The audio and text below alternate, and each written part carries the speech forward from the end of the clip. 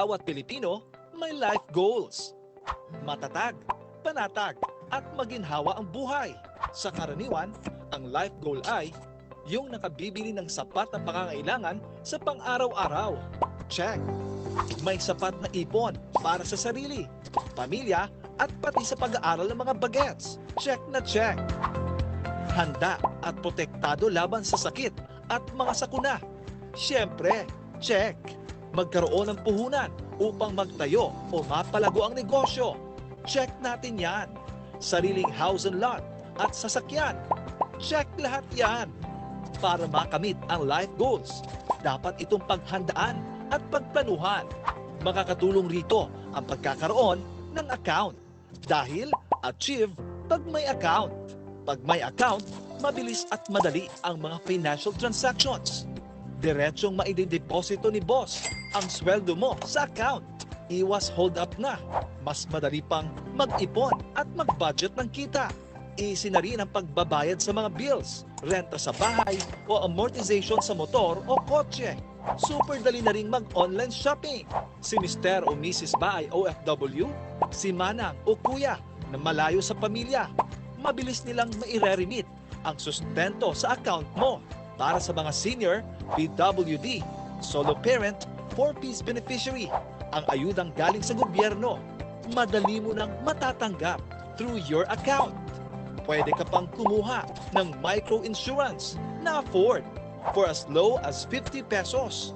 Kayang-kayang ma-insure ang buong pamilya. Kaya handa ka na pag may emergency. Pag may account, ang mga sumasideline sa negosyo ay mabilis ang bayaran. May options din para makakuha ng microcredit mula sa mga regulated lenders. Sa halagang 50 pesos, pwede nang makapagsimulang mag-invest sa mutual fund gamit ang iyong transaction account. O di ba? Di lang pangmayaman ang pag-i-invest. Mahirap bang mag-open ng account? Wala masyadong pera o walang ID? Kulang ang requirements? Struggle is real. No problem yan. Madali nang magbukas ng account. I-check lang sa BSP website kung saan ka pwedeng makapag-apply ng Basic Deposit Account. Ang Basic Deposit Account o BDA ay isang uri ng savings account na mababa sa 100 pesos ang initial deposit. Walang maintaining balance. Walang dormancy charges. Kaya no worries. Walang ID? No problem. May mga bangko na tumatanggap ng barangay certificate o employer certificate para makapagbukas ng BDA. Mas mainam kung ikaw ay may PhilSys o PhilID card na. Ito lang at wala ng karagdagang ID na kailangang ipresenta para makapagbukas ng transaction account. Pag nakapagbukas ka na ng account, pwedeng mag-fund transfer at mag-withdraw anytime sa mga ATMs na malapit sa iyo. Protektado pa ang pera mo. Iwas hassle at gastos din dahil pwedeng mag-transact gamit ang online banking facility ng iyong bangko. Kasabay ng teknolohiya, ang smartphone di lang magagamit to connect with friends. Maaari ka ring magkaroon ng account sa pamamagitan ng e-money. Through your smartphone, you can have a digital wallet. Kahit nasa bahay ka lang, magagamit mo ang iyong e-money account. Madali at mabilis lang magbukas ng e-money account. Check the BSP website for the list of e-money issuers. Just download the app ng iyong napiling e-money issuer. Sundin ang steps para i-register ang iyong detalye at cellphone number. Ganong kadali, may e-money account ka na. Magkaiba ang bangko ng account sa padadalhan mo? No problem. Mayroong PesoNet at InstaPay. Malayo ba ang bangko? O mahina ang signal? Pwedeng mag-open ng account, withdraw o deposit sa inyong account dito sa mga cash agents ng mga bangkong ito. O, achievement unlock na ba? At pag may account ka na, sundin ang mga tips at siguraduhin your savings are safe para no worries. Make sure you're logging into your bank's official website at mas maigi kung sa mismong app mo gagawin ang mga transaksyon. Ingatan ang PIN at password. Secret ito. Huwag itong ipaalam kahit kanino. Ugaliing magpalit ng PIN at password. Lalo na kung ang mga ito ay nakompromiso. Itago ang ATM card at mag-withdraw lamang sa mga ATMs na safe at maliwanag. Huwag magpatulong sa hindi mo kakilala. Mag-ingat sa mga scams. Pag may aberya, tawagan agad ang bangko o cash agent ng iyong bangko. Kung di ka satisfied, sumangguni kay Bob, ang BSP online buddy. So ano, okay ka na? Huwag nang magpatumpik-tumpik pa. Sign up na! Pag may account, hindi malayong ma-achieve mo na ang iyong life goals. Dahil, achieve pag may account.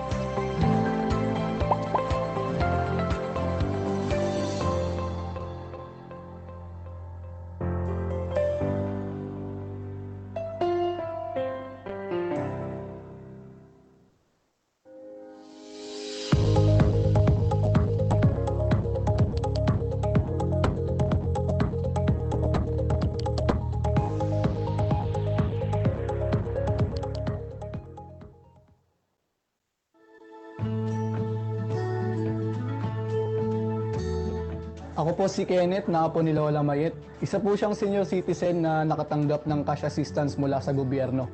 Noong unang bigayan po ng ayuda, umaga pa lang po pumila na si Lola sa City Hall. Kinailangan niya pong lumabas ng bahay at gumastos ng pamasahe po para lamang po makuha yung ayuda. Nahirapan po siya sa ganong sistema. Hirap na hirap ako dahil umabot sa 6 na oras ang hinintay ko sa pila bago maibigay sa akin ang ayuda. Halos tanghaling tapat na nang matapos ako sa pila. Malaki po talaga pasasalamat namin sa Diyos dahil binago nila ang sistema. Ang kasunod na ayuda po pinadaan na po sa pamamagitan ng mobile money. Nagpasabi po ang pamahalaang lungsod na i-register ang mobile money number namin para doon na lang po padaanin ng cash assistance. Malaking ginawa po kasi hindi na po sayang sa oras sa pila. Diretso na po sa mobile money account number namin ng cash assistance. Noong kinailangan na po ni Lola Mayet na i-cash out ang kanyang ayuda, pumunta na lang po siya sa kapitbahay namin na may sari-sari store na isa rin agent. Nakuha na niya ang kanyang benepisyo.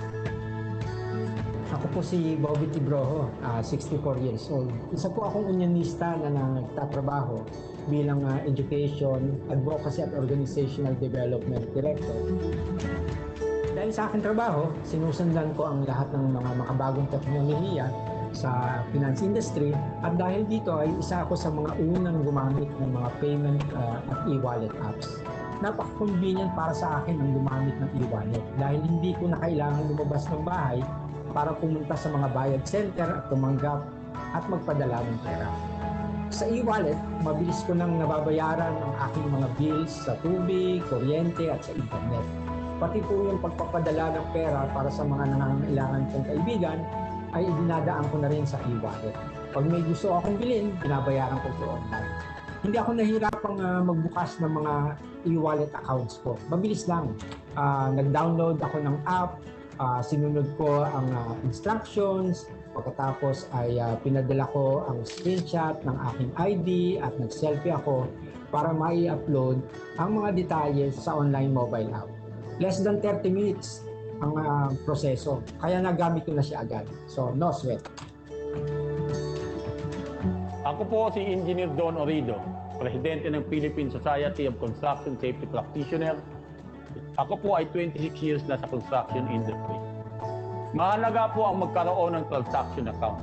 May mga kapatid at kamag-anak akong OFW at dahil may transaction account ako, mas mabilis nilang ipapadala sa akin at sa kanilang pamilya ang remittances. Ang padalang pamasko o pa-birthday ay natatanggap namin agad. Sa loob lamang ng 15 minutes, nasa amin na ang pera. Ako po si Skipper sa Maniego Riba, isa pong safety officer. Yung sa akin personally, I use basic deposit account and BDA para sa aking financial obligations. Maaari kong magamit ng BDA's interbanking capability. Halimbawa, may babayaran sa ibang banks, like loans, or bayarin sa tubig at kuryente, di na kailangang magbukas ng another bank account or e-money account. I can use my existing BDA account and transact it through e-banking. It is very convenient. Ako si Louie Medalla. 12 years na ako sa construction industry. Ang pagtatrabaho sa construction site ay may nakaakibat na hindi inaasahang pangyayari o aksidente. Kaya naman, nagpursige akong magkaroon ng insurance. Binabayaran ko ito sa pamamagitan ng auto-debit fund transfer mula sa aking bank account. Kung may mangyari man sa akin, panatag ang aking isipan dahil may insurance ako. Ako po si Hinaro, isang electrician po. Ang sweldo ko po tuwing linggo ay pumapasok sa bank account ko. Nawi-withdraw ko ito through ATM. Madaling nakakarating sa magulang ko at mga kapatid ko ang allowance nila dahil diretso ang padala ko sa kanila. Ang advantage nito ay protektado ang pinaghirapang kita. Iwas hold up pa. Yung cash na kailangan ko sa pang-araw-araw, yun lang ang binabudget ko at nakakaipon pa ako. Ako po si Deborah Silva Bernaldez. May isa po kong anak na babae at nagtatrabaho po ako bilang isang secretary. Ang sweldo namin mag-asawa ay pumapasok sa aming payroll account. Ang pinaghirapan naming sweldo, safe dahil sa account. Kailangan rin paghandaan ang kinabukasan kaya mahalagang mag-budget. Kaya nagbukas kami ng separate bank account para makapag-save at maglaan para sa emergency fund. Bilang isang ina, marami akong responsibilidad at gawain. Buti at mayroong mga paraan na tipid sa oras, pagod at gastos. Sa mga bills, mas madaling gamitin ang aking e-money account para sa utilities tulad ng kuryente, tubig, internet at credit card. Ginagamit ko naman ang aking bank account debit card para sa online grocery shopping, car loan at tuition fee ng aking anak. Safe at convenient ito. Hindi ko na kailangan lumabas ng bahay. Ganun lang kadali, kabilis at sigurado ang transaksyon pag may account. Mas marami pa akong oras para makipaglaro sa aking anak.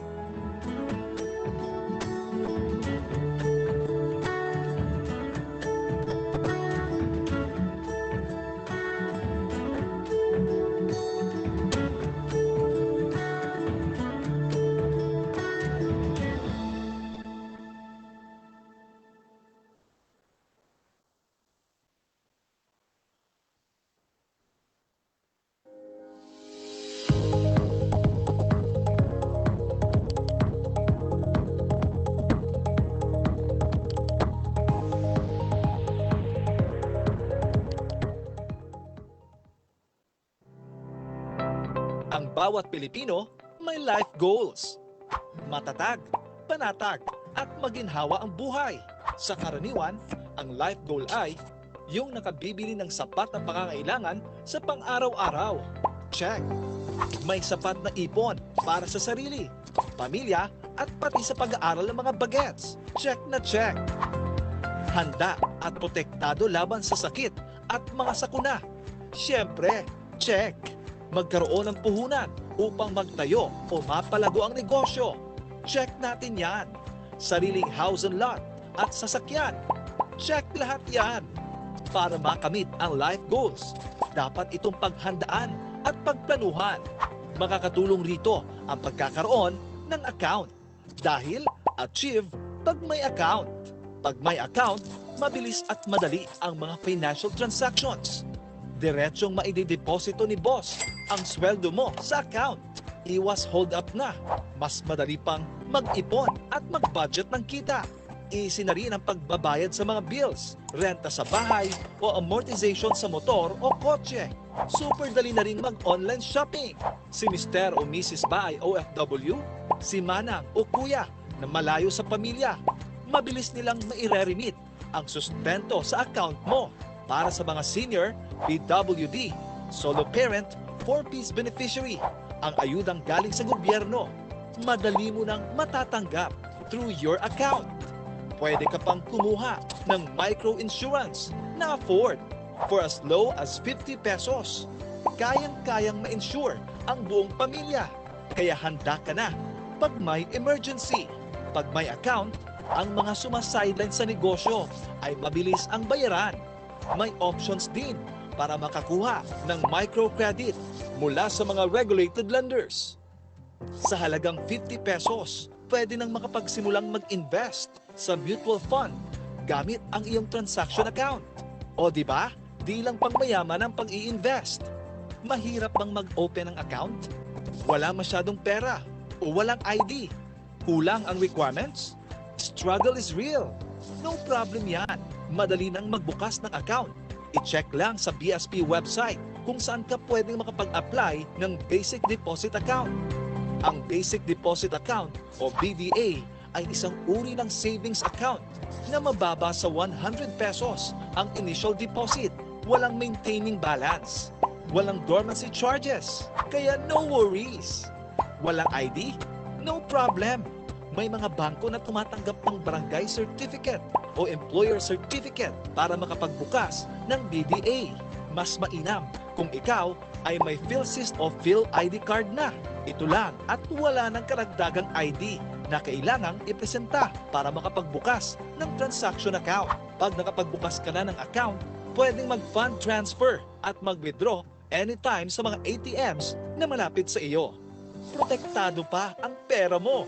Iwas hassle at gastos din dahil pwedeng mag-transact gamit ang online banking facility ng iyong bangko.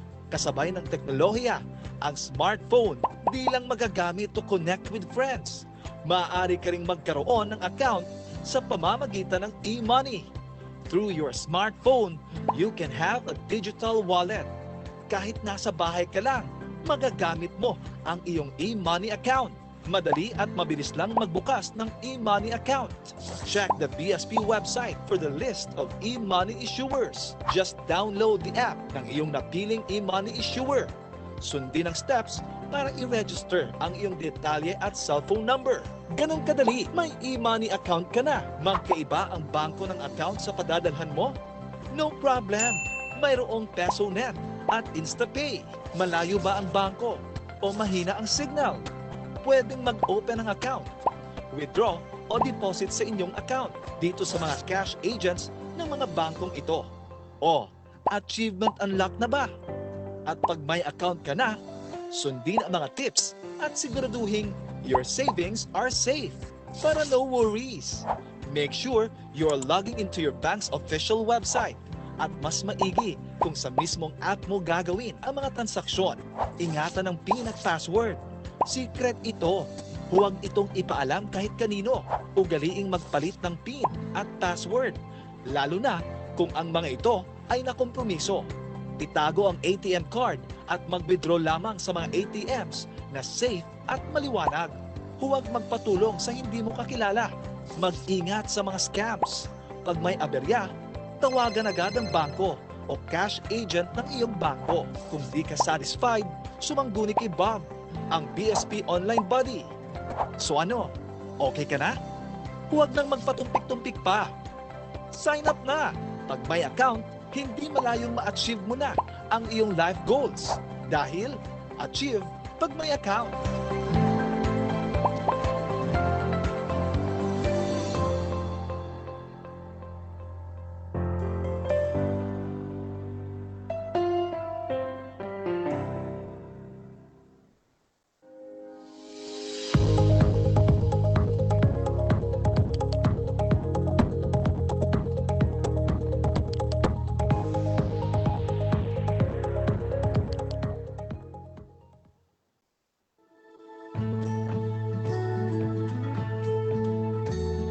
Ako po si Kenneth, na apo ni Lola Mayet. Isa po siyang senior citizen na nakatanggap ng cash assistance mula sa gobyerno. Noong unang bigayan po ng ayuda, umaga pa lang po pumila na si Lola sa City Hall. Kinailangan niya pong lumabas ng bahay, gumastos ng pamasahe po para lamang po makuha yung ayuda. Nahirapan po siya sa ganong sistema. Hirap na hirap ako dahil umabot sa 6 na oras ang hinintay ko sa pila bago maibigay sa akin ang ayuda. Halos tanghaling tapat na nang matapos ako sa pila. Malaki po talaga pasasalamat namin sa Diyos dahil binago nila ang sistema. Ang kasunod na ayuda po pinadaan na po sa pamamagitan ng mobile money. Nagpasabi po ang pamahalaang lungsod na i-rehiso ang mobile money number namin para doon na lang po padaanin ng cash assistance. Malaking ginhawa po kasi hindi na po sayang sa oras sa pila. Diretso na po sa mobile money account number namin ng cash assistance. Noong kinailangan na po ni Lola Mayet na i-cash out ang kanyang ayuda, pumunta na lang po siya sa kapitbahay namin na may sari-sari store na isa rin agent. Nakuha na niya ang kanyang benepisyo. Ako po si Bobby Broho, 64 years old. Isa po akong unionista na nagtatrabaho bilang Education, Advocacy at Organizational Development Director. Dahil sa aking trabaho, sinusundan ko ang lahat ng mga makabagong teknolohiya sa finance industry at dahil dito ay isa ako sa mga unang gumamit ng mga payment at e-wallet apps. Napaka-convenient para sa akin ang gumamit ng e-wallet dahil hindi ko na kailangan lumabas ng bahay para pumunta sa mga bayad center at tumanggap at magpadala ng pera. Sa e-wallet, mabilis ko nang nababayaran ang aking mga bills sa tubig, kuryente at sa internet. Pati po yung pagpapadala ng pera para sa mga nangangailangan kong kaibigan ay dinadaan ko na rin sa e-wallet. Pag may gusto akong bilhin, binabayaran ko ito online. Hindi ako nahihirapang magbukas ng mga e-wallet accounts ko. Mabilis lang. Nag-download ako ng app, sinunod ko ang instructions, pagkatapos ay pinadala ko ang screenshot ng aking ID at nag-selfie ako para mai-upload ang mga detalye sa online mobile app. Less than 30 minutes ang proseso. Kaya nagamit ko na siya agad. So, no sweat. Ako po si Engineer Don Orido, Presidente ng Philippine Society of Construction Safety Practitioners. Ako po ay 26 years na sa construction industry. Mahalaga po ang magkaroon ng transaction account. May mga kapatid at kamag-anak akong OFW at dahil may transaction account ako, mas mabilis nilang naipapadala sa akin at sa kanilang pamilya ang remittances. Ang padalang pamasko o pa-birthday ay natatanggap namin agad. Sa loob lamang ng 15 minutes, nasa amin na ang pera. Ako po si Skipper sa Maniego Riba, isa pong safety officer. Yung sa akin personally, I use basic deposit account and BDA para sa aking financial obligations. Maaari kong magamit ang BDA's interbanking capability. Halimbawa, may babayaran sa ibang banks, like loans, or bayarin sa tubig at kuryente, di na kailangang magbukas ng another bank account or e-money account. I can use my existing BDA account and transact it through e-banking. It is very convenient. Ako si Louis Medalla. 12 years na ako sa construction industry. Ang pagtatrabaho sa construction site ay may nakaakibat na hindi inaasahang pangyayari o aksidente. Kaya naman, nagpursige akong magkaroon ng insurance. Binabayaran ko ito sa pamamagitan ng auto-debit fund transfer mula sa aking bank account. Kung may mangyari man sa akin, panatag ang aking isipan dahil may insurance ako. Ako po si Hinaro, isang electrician po. Ang sweldo ko po tuwing linggo ay pumapasok sa bank account ko. Nawi-withdraw ko ito through ATM. Madaling nakakarating sa magulang ko at mga kapatid ko ang allowance nila dahil diretso ang padala ko sa kanila. Ang advantage nito ay protektado ang pinaghirapang kita. Iwas hold up pa. Yung cash na kailangan ko sa pang-araw-araw, yun lang ang binabudget ko at nakakaipon pa ako. Ako po si Deborah Silva Bernaldez. May isa po kong anak na babae at nagtatrabaho po ako bilang isang secretary. Ang sweldo namin mag-asawa ay pumapasok sa aming payroll account. Ang pinaghirapan naming sweldo, safe dahil sa account. Kailangan rin paghandaan ang kinabukasan kaya mahalagang mag-budget. Kaya nagbukas kami ng separate bank account para makapag-save at maglaan para sa emergency fund. Bilang isang ina, marami akong responsibilidad at gawain. Buti at mayroong mga paraan na tipid sa oras, pagod at gastos. Sa mga bills, mas madaling gamitin ang aking e-money account para sa utilities tulad ng kuryente, tubig, internet at credit card. Ginagamit ko naman ang aking bank account debit card para sa online grocery shopping, car loan at tuition fee ng aking anak. Safe at convenient ito. Hindi ko na kailangan lumabas ng bahay. Ganun lang kadali, kabilis at sigurado ang transaksyon pag may account. Mas marami pa akong oras para makipaglaro sa aking anak.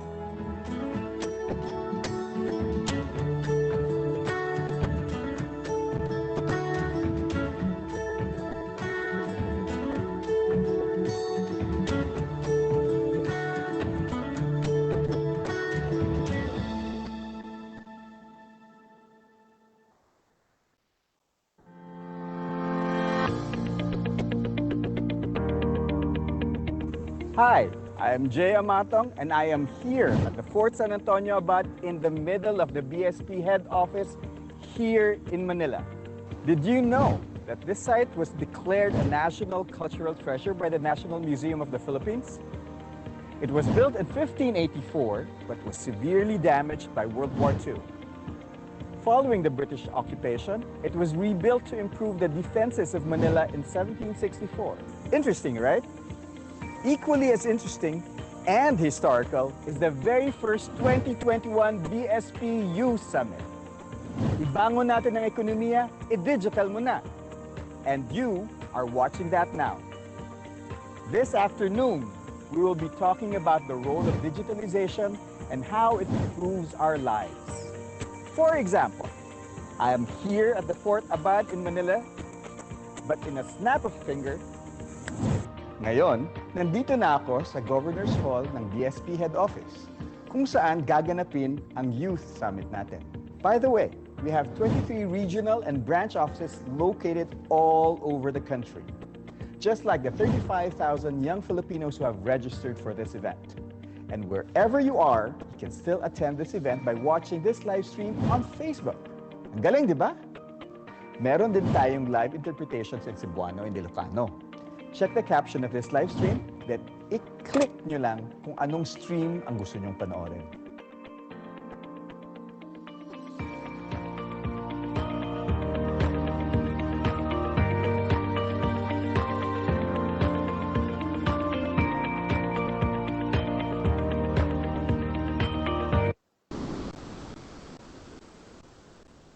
Handa na ba kayo? Let's get this party started. Welcome to the 2021 BSP Youth Summit. We have a lot of exciting activities for you this afternoon. Bago ang lahat, let me remind you that we will randomly pick sharers for this Facebook live stream. These lucky individuals will win exclusive prizes and giveaways. By the way, I'm Denise and I am your co-host for this year's BSP Youth Summit. Ibangon natin ang ekonomiya, i-digital mo na.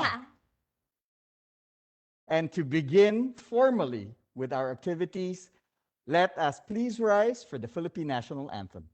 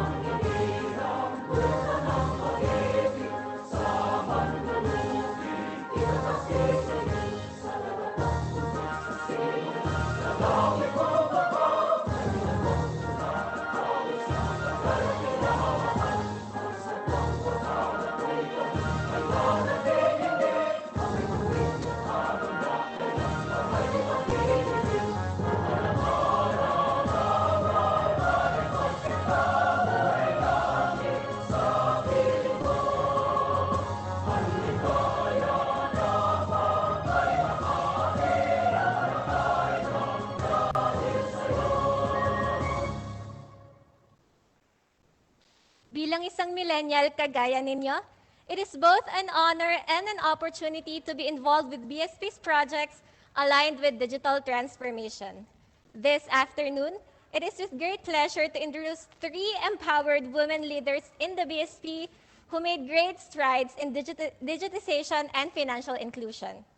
Let us welcome Director Joy Suficiencia, Assistant Governor Arifa Ala, and Assistant Governor Lynn Javier. Good afternoon and welcome to the 2021 BSP Youth Summit. We are excited to have all of you with us today. We at the BSP recognize that our digital savvy and resourceful kabataan is a crucial target segment of the BSP's financial inclusion agenda. This is why we are working to establish platforms of opportunities that will draw out their full potential. Our initiatives include crafting regulations and championing legislative and government programs that support inclusive finance. These aim to create a level playing field for all Filipinos, poor or rich, young or old, to be able to benefit from and contribute to our formal financial system. Your role as ambassadors of financial inclusion and digital transformation is more important than ever. Let us all continue to work together to propel the country forward into the new economy.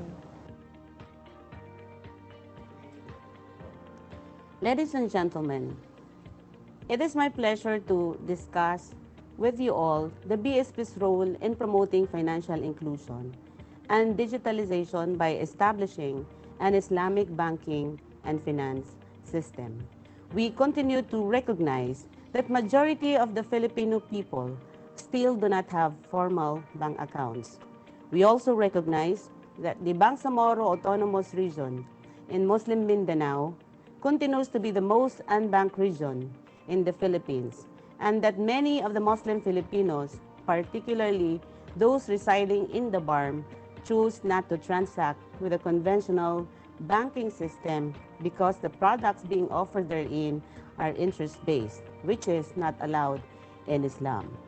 If we establish an Islamic banking and finance system, we provide the Filipino people with more choices and an alternative financing mode that can address the requirements.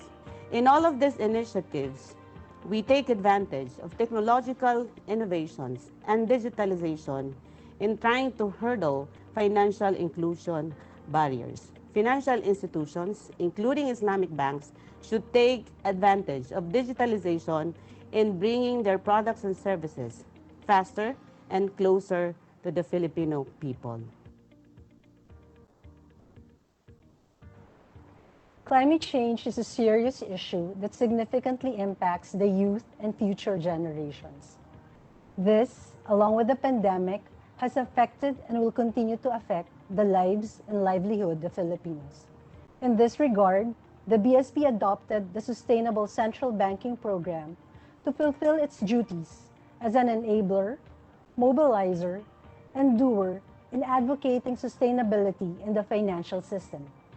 To enable, by issuing policies promoting the adoption of sustainability principles in the financial industry.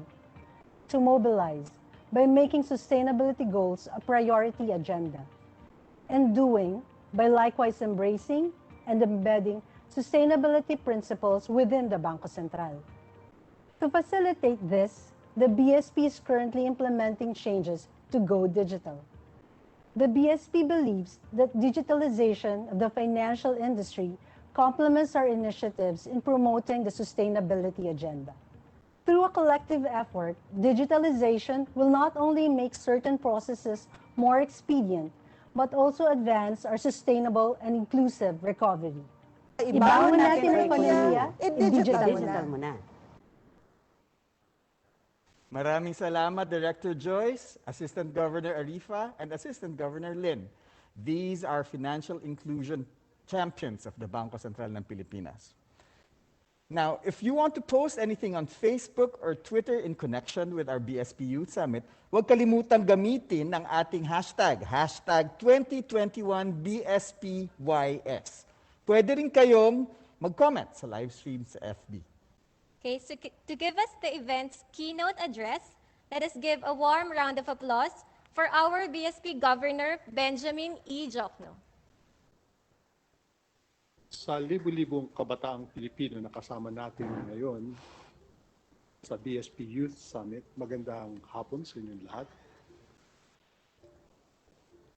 Nagtuturo ako dati sa mga college students, kaya masaya ako na kasama ko kayo ngayon. At dahil namimiss ko na rin ang pagiging profesor, hayaan niyong magkwento muna ako tungkol sa financial system. Di ba pinanganganak ang karamihan sa inyo nang magsimula ang electronic banking sa Pilipinas noong 1980s? During that time, when we said e-banking, limitado ito sa automated teller machine or ATM. Nauso pa rin naman hanggang ngayon. Makikita natin ng mga ito sa shopping malls, convenience stores, bank branches, at kung saan-saan pa. Noong 2000, ay naging laganap ang paggamit ng internet na naging game changer sa larangan ng financial technology. Ito ang naging daan upang mas maging mahusay ang serbisyo ng mga bangko at iba pang financial service providers.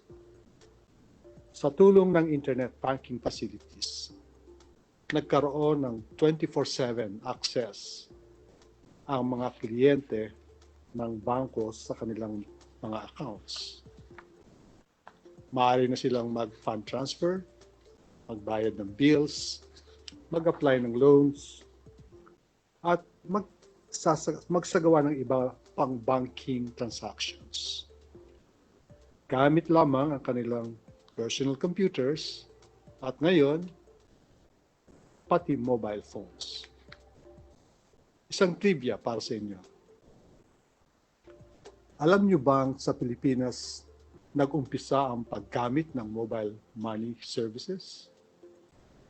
Ang konseptong ito ay unang pinakilala ng isang telecommunications company noong 2001. Ito ay para sa mga Pilipinong malalayo na hindi naaabot ng serbisyo ng mga bangko. Gamit ang SMS technology, ang isang tao ay maaaring mag-fund transfer, magbayad ng bills, at bumili ng kanyang mga kailangan. Noon pa man, interesado na ang Bangko Sentral ng Pilipinas sa mga ganitong klase ng teknolohiya.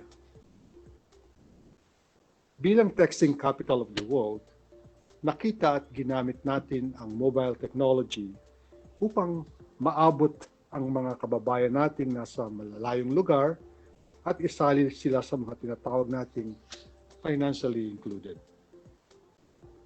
Noong 2015, pinakilala ng BSP ang National Retail Payment System Framework na siyang nagbigay daan sa interoperable fund transfers sa pagitan ng iba't ibang bangko.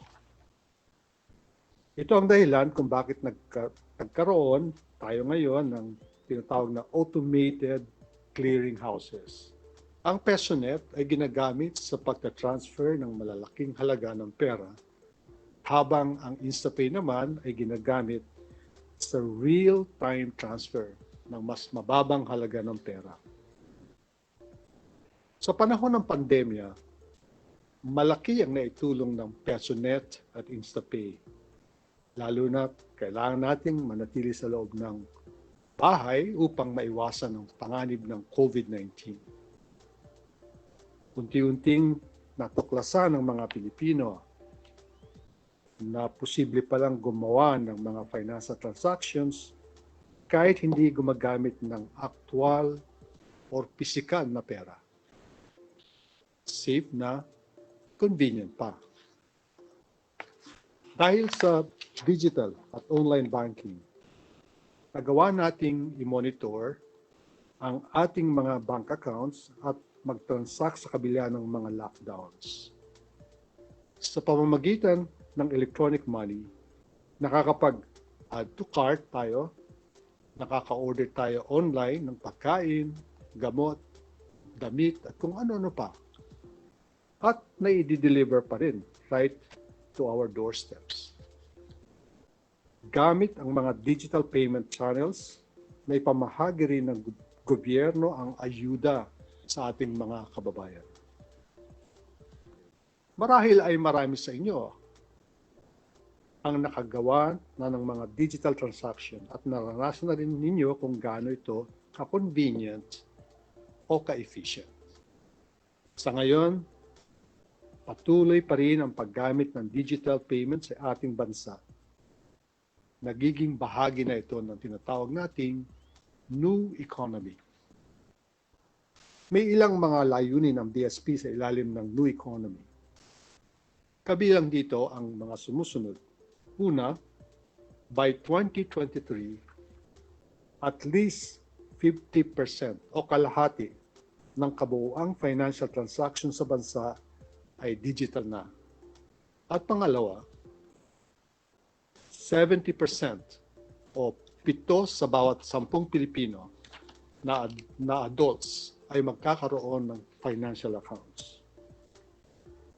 Sinisiguro din ng BSP na ang payment systems ng bansa ay safe, efficient, reliable, at secure sa pamamagitan ng pag-issue ng mga polisiya at pagsuporta sa mga kinakailangan nating mga batas.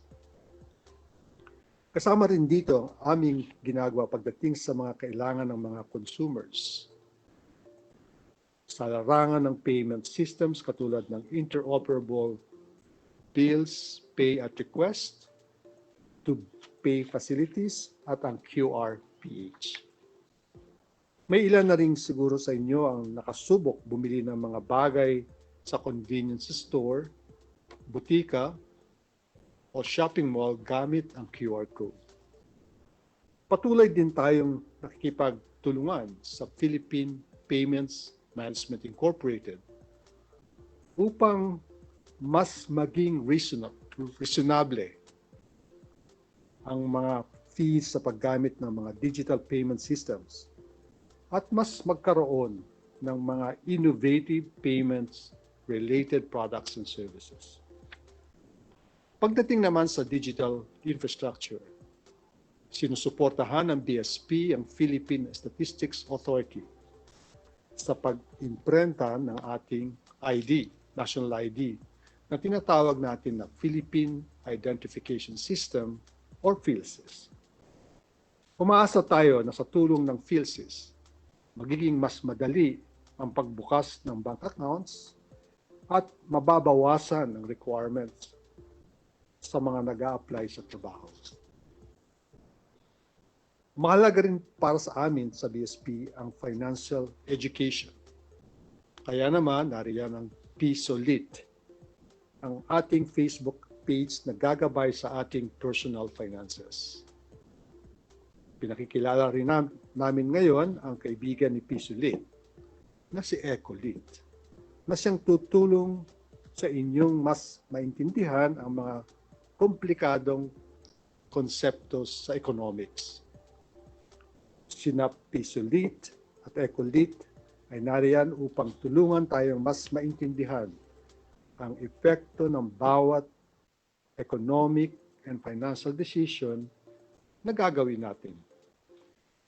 Sana ay matulungan nila tayo sa pag-unlad ng ating mga pamilya at maging ang ating bansa. I-follow nyo lang ang kanilang mga social media accounts. Ang kinabukasan natin ay nasa inyong mga kamay. Let us maximize all the possibilities and opportunities of digitalization. Nakita natin kung gaano kabilis magbago ang teknolohiya. Kailangan nating makisabay o mas mauna para hindi tayo mahuli sa takbo ng mundo. May kasabihan nga, daig ng maagap ang masipag. Kaya natin maging pareho. Sa loob ng ilang taon, kayo na ang mamamahala ng ating ekonomiya. Mag-aral kayong mabuti, magmasid, mag-eksperimento, at matutong hamunin ang mga nakagisnan na kung kinakailangan. At sa pakikibahagi at paglahok ninyo dito sa Youth Summit na ito, punong-puno ng pag-asa ang aking puso at diwa. Maraming salamat sa organizers, sa mga teams na nag-submit ng proposals, at sa inyong lahat na narito ngayon. The challenge is on. Ibangon natin ang ekonomiya. I-digital muna. Maraming salamat, Gov. Ben. And si Gov. Ben gave us a little trivia, di ba, Den? Yes. Yes, Papatrivia din ako. Because hearing that message of the governor, let me tell you a little secret. It was not secret. A few years ago, emphasis on few, I was a student of Gov. Ben. Ooh. It was Economics 151, Public Economics. I'm not going to tell you how many years ago, lest you figure out how old I am. But I remember distinctly how he was as a professor. And not much has changed. Yeah. So I'm very happy to hear that message from the governor. So remember the message of the governor, maagap, what was that? Daig There you go. Help me out here. I'm sure you remember. You remembered. But do both. Thank you very much, GovBen. If you have any comments on what GovBen has said, please don't forget to use our hashtag 2021BSPYS. Of course, ang dami natin lahat natutunan at nakakatuwa din namang malaman that the BSP has embraced technology early on and has taken efforts to modernize our financial system. At alam mo ba, Jay, the my turn. BSP has collected more than 200 video questions that were posted by college students from different parts of the Philippines through our hashtag AskGovBen campaign.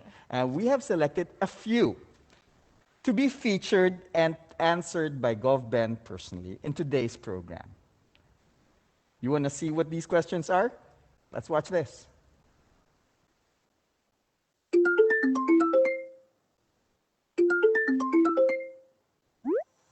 My name is Hannah Clarice from Backstate U Economic Society, and I would like to ask Governor Ben the following question.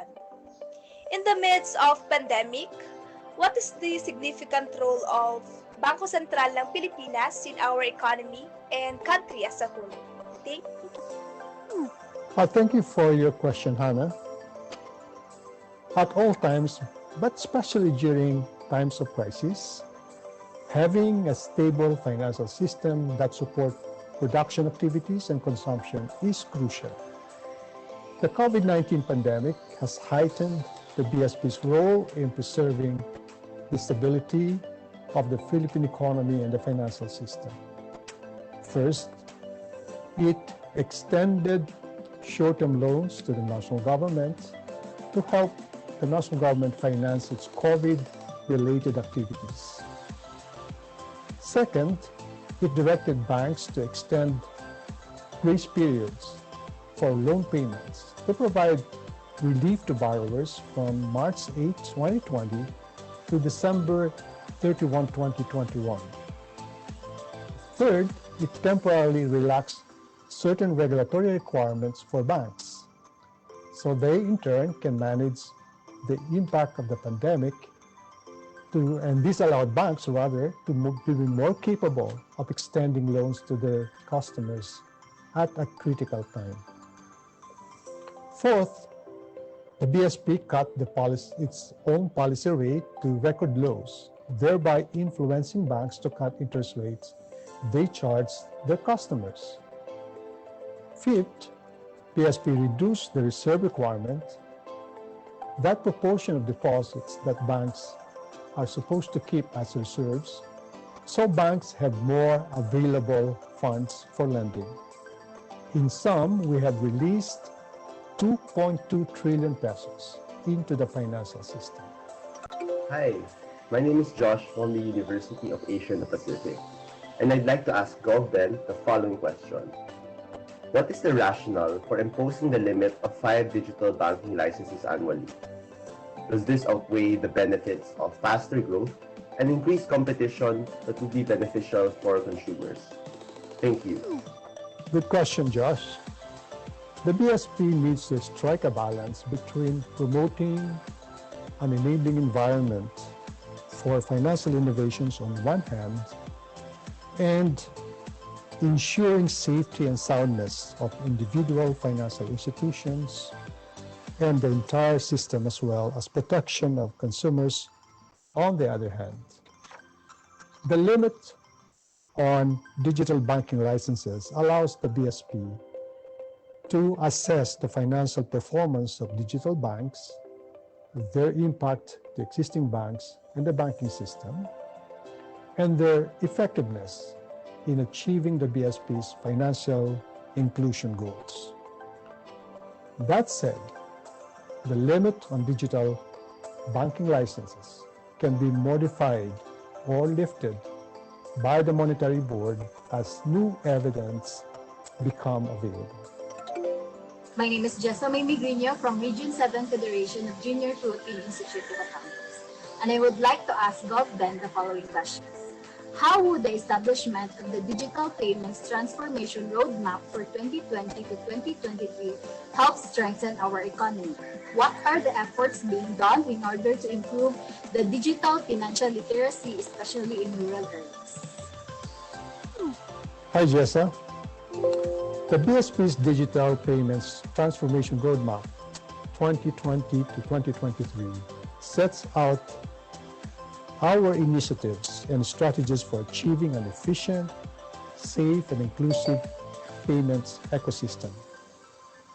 It supports the objective of converting at least 50% of the total volume of retail payments into digital form, and the onboarding of at least 70% of Filipino adults to the financial system through ownership and use of a transaction account.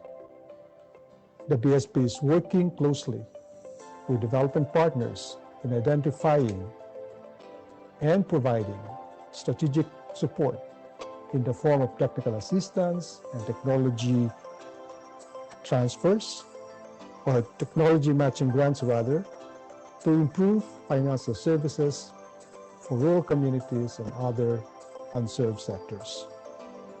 The BSP also continues to work on a more targeted e-payments campaign and digital financial literacy program.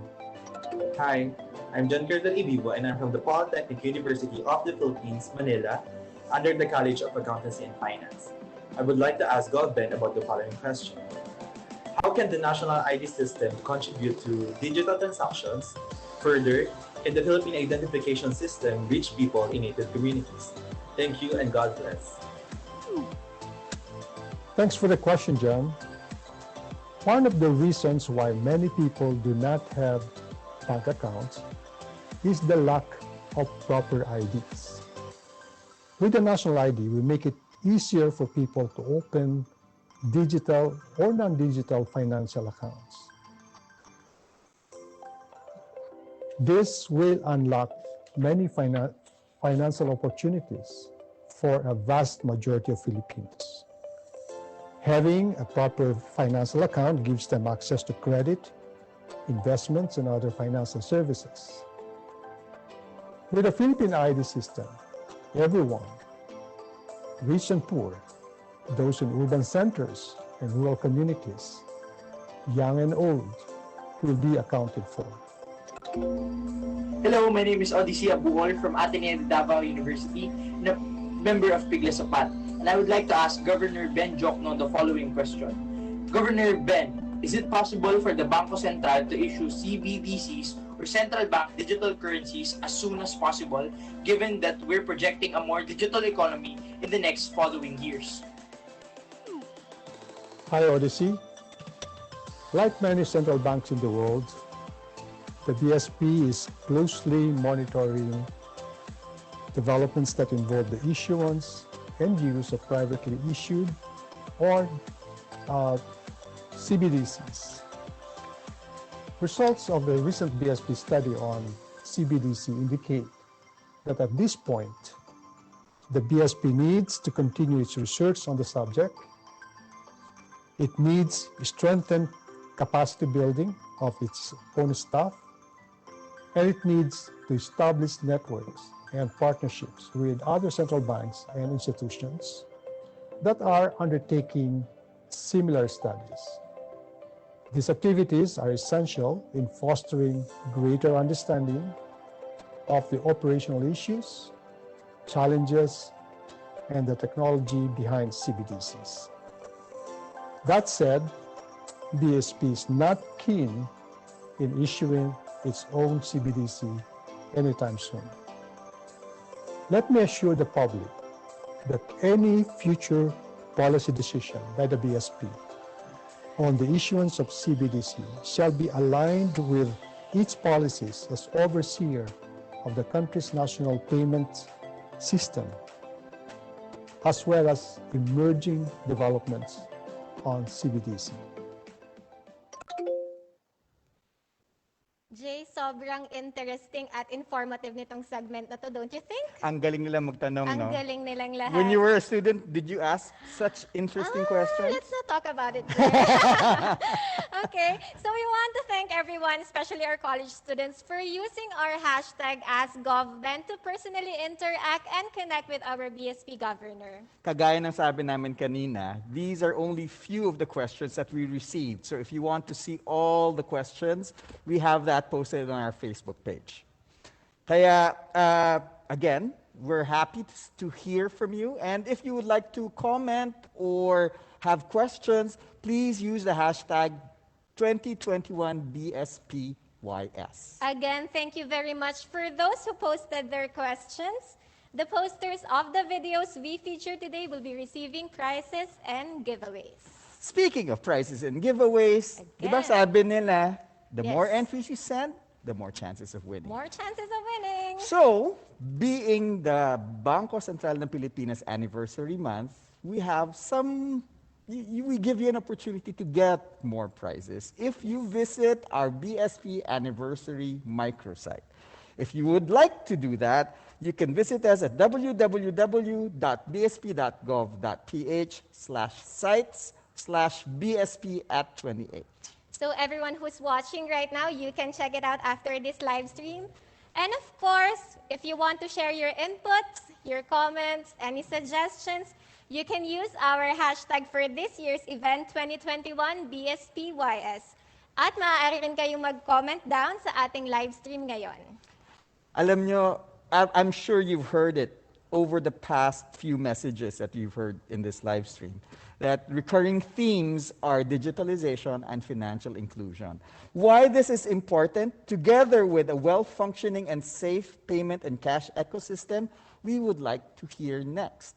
And we have the perfect resource person for you. So without further ado, let us all welcome BSP Deputy Governor Mamerto E. Tangonan of the Payments and Currency Management Sector.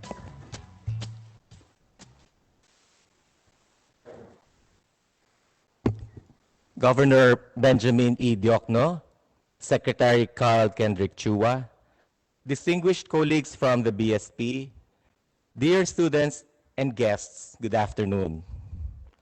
I am happy to have this opportunity to address our dear youth in today's special event to talk about cyber hygiene. This is a very important topic as it complements the BSP's efforts to further digital payments in the Philippines by addressing concerns and perceptions some users may have on security risks, which deter them from using digital payments. Essentially, what I want to say to you today is, huwag tayong matakot na gumamit ng digital payments. We can make our digital payments experience safe and secure while taking advantage of its fantastic benefits, such as convenience and cost savings, kung tayo ay maingat sa ating mga digital financial transactions. Having an effective cybersecurity is critical to growing the use of digital payments and accelerating the development of the digital economy. The 2019 Financial Inclusion Survey of the BSP reports that 69% of the adult Filipino population have mobile phones. But wait, only 12% of them use it to perform financial transactions. Also, while 53% of Filipino adults use the internet, only 9% of these use it for financial transactions.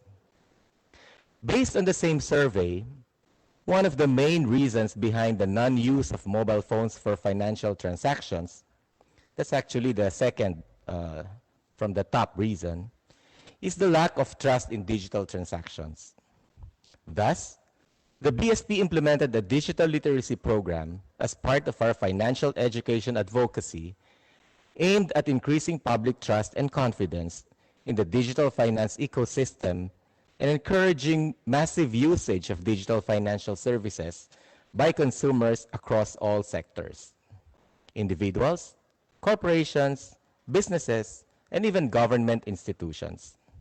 An important component of the program is a cybersecurity awareness campaign to ensure that financial consumers remain vigilant in practicing appropriate cyber hygiene to protect their accounts and online transactions.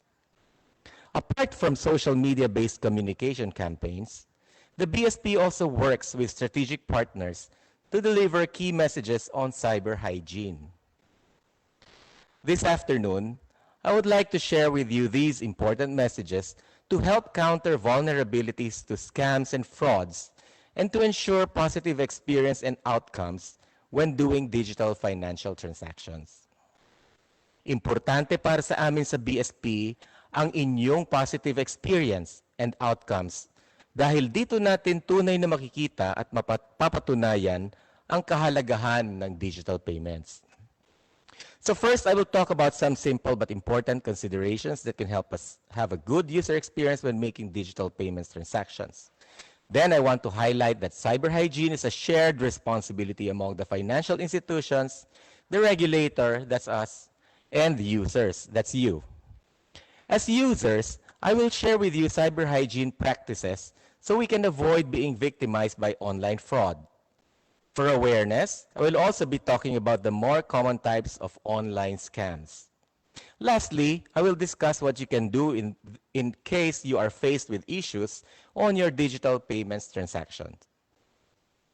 Tulad ng nabanggit ko, the BSP's efforts in promoting digital payments and vision of transitioning to a cash-light economy go hand in hand with our hope that the Filipinos truly experience the convenience and efficiency of digital financial transactions.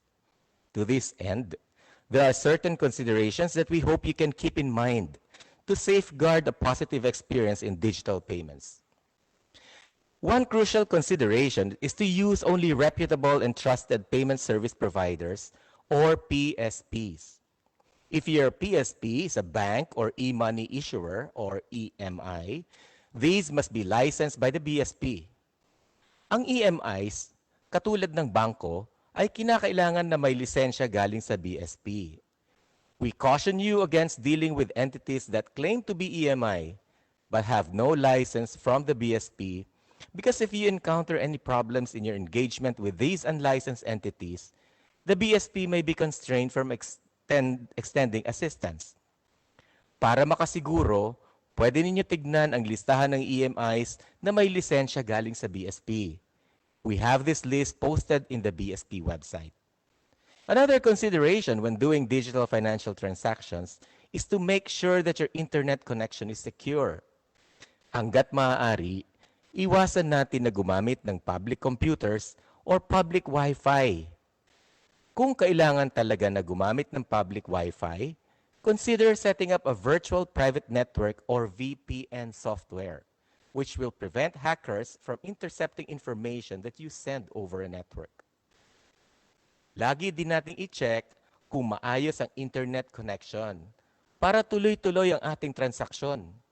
If the internet connection is spotty, consider trying when the connection is more stable. Let us also be mindful when doing digital financial transaction and double-check all details before confirming. Make sure you are sending the correct amount of money and to the correct account details of your intended recipient. Baka sa pagmamadali, magkamali tayo, kaya mas maigi kung ating i-double check ang detalye ng ating transaksyon upang maiwasang magkamali. O para mas madali at sigurado, gamitin natin ang QR code na QRPH para padala o pambayad gamit ang InstaPay. At sa darating na 2 o 3 buwan, pati sa pambayad sa mga supermarkets, department stores, restaurants, at iba't ibang tindahan. And of course, we need to practice good cyber hygiene to stop cyber criminals and fraudsters who are determined to breach security or steal personal information. I will share more on this in a while. We emphasize foremost that cybersecurity is not the responsibility of only one person. The user, financial institution, and the regulator each have their own responsibilities, and there must be collaborative effort between and among them. On the part of the BSP, we are working with our partners in the industry to prevent these threats. Financial institutions under the supervision of the BSP are required to comply with strict regulations on cybersecurity. Further, the BSP Payment Systems Oversight Framework, or PSOF, under Circular Number 1089, requires all payment service providers, or PSPs, to comply with consumer protection and information security regulations, among others.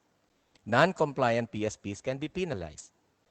Dahil dito, mas target ng mga fraudsters ang mga users dahil alam nila na ang mga BSFIs or BSP supervised financial institutions ay may kaukulang security measures laban sa cyber threats. Instead, they try to find weakness on the part of the users. This underscores the importance for users to have the knowledge and ability to protect themselves from fraudulent online transactions and scams. Earlier this year, business groups in the Philippines issued a joint statement on the expected increase of cybercrime based on research conducted by Cybersecurity Ventures, showing that global impact could hit $6 trillion in 2021 and up to 10.5 trillion annually by 2025. They also cited data from the Philippine National Police Anti-Cybercrime Group, showing that from March to September 2020, there were 869 online scams, 37% higher than the 633 incidents recorded in the same period in 2019. According to the business groups, these incidents happen because more often than not, users ignore notices and warnings on cybercrimes. And so, they urge the public to heed these notices and warnings not only for their own sake, but also to preserve the stability and trust in the financial system, which are essential for economic recovery and normalcy. So we now come to the role that you, as users, can play against cyber financial criminals. Let us heed the call of financial institutions and business groups para maging ligtas ang ating online banking and digital payments experience and to help curb the expected increase in cybercrime. These are simple tips, but effective as security measures. First, on passwords. People are likely to choose passwords that are easy to remember, such as birth dates, phone numbers, or addresses. May iba pa yata sa atin, ginagamit din ang 1, 2, 3, 4, 5, 6, or the word password. Huwag na natin gamitin ang mga ito because these are the easiest for cyber thieves to guess and the easiest to hack. Let's be creative and deliberate when making our passwords and instead use combinations of capital and small letters, numbers, and special characters. You may also consider using passphrases that may have some personal meaning that will make it easy for you to remember, but difficult for the cyber thief to guess. It is important, of course, to keep passwords along with your personal and account details private. For security and safety purposes, huwag i-share ang inyong mga passwords, mga PINs or personal identification numbers or OTPs, mga one-time pins, at anumang personal na impormasyon. Where it is necessary to share account details such as account numbers or account names, but never passwords or pins to enable you to receive fund transfers, you may do so, but only to persons or institutions that you trust. Another way is to check if your bank or EMI app allows you to generate a QRPH code that you can send in place of sharing your account details. For better security and safety when making digital financial transactions, activate the multi-factor authentication and account activity alerts of your bank or EMI app. You may also enable text or email alerts for account activity, which will allow you to receive notification when unauthorized transactions are attempted on your account. If you are not sure about these features in your bank or EMI app, pwede natin itanong sa ating mga bangko or EMI kung paano i-activate ang mga ito. When making purchases online, make sure to transact with legitimate merchants and with secure sites. Gumamit at bumili lamang sa secured at legitimate na websites. Cybercriminals are only too eager to get their hands on the credit card or bank account details provided for the online purchase, so supply these information only for secure sites that have encrypted connections. These are the sites whose addresses start with HTTPS, where the S at the end stands for secure. You can also check for the icon of a padlock next to the address bar. The rest of these tips requires vigilance in monitoring our accounts and cautions to immediately report to the bank or EMI when you experience any suspicious account activity. The BSP and financial institutions release advisories every now and then on the trends on scams. If you come across such advisories, please take the time to read it for awareness so that you can take caution. Because if we can identify a scam, then we can avoid the trap. Lagi din nating bisitahin ang mga websites ng ating bangko at EMI, pati na rin ang BSP para sa mga important advisories. Sa panahon ngayon, ang karaniwan scams ay ang phishing, the money mule scam, donation and COVID-19 scam, and imposter scam. Una, yung phishing. Phishing refers to a social engineering scheme to obtain or any attempt to obtain sensitive identifying information by a person disguising himself as a trusted entity in an electronic communication for the purpose of illegally accessing a victim's online account. The attacker tricks the victim into opening a text message or email and to click a link that will install a malware or cause a ransomware attack or reveal sensitive information. Kaya maging maingat at mapanuri sa mga text at email na natatanggap. In other words, think before you click. Number 2, yung money mule scam. Money mules are persons recruited to lend their personal bank or e-money accounts to receive cash deposits or online transfers from illegal sources for a fee or a commission. In this scam, the scammer will send you money and use you to move or transfer the money to someone else. Essentially, you are being asked to launder stolen or illegal funds. Kaya kapag nakatanggap tayo ng funds sa ating accounts at hindi natin kilala ang nagpadala nito, do not move the funds or refrain from making transactions with your account. Immediately report the suspicious transaction to your financial institution. It is important to take this caution so that you will not be associated with potentially illegal transactions. Ito rin ang isang dahilan kung bakit kailangan na maingat tayo sa ating mga account details. Di natin binibigay ito sa kung sino-sino man lang. Just remember to immediately report unknown fund transfers made to your account to your bank or EMI. Third, yung donation and COVID-19 scam. Usong-uso to ngayon. This involves fundraising for fake charities or fraudulent donation drives that take advantage of the goodwill of the public to help the victims of natural disasters or extend help to frontliners or medical personnel. In times of calamities, we of course have a natural desire to extend help.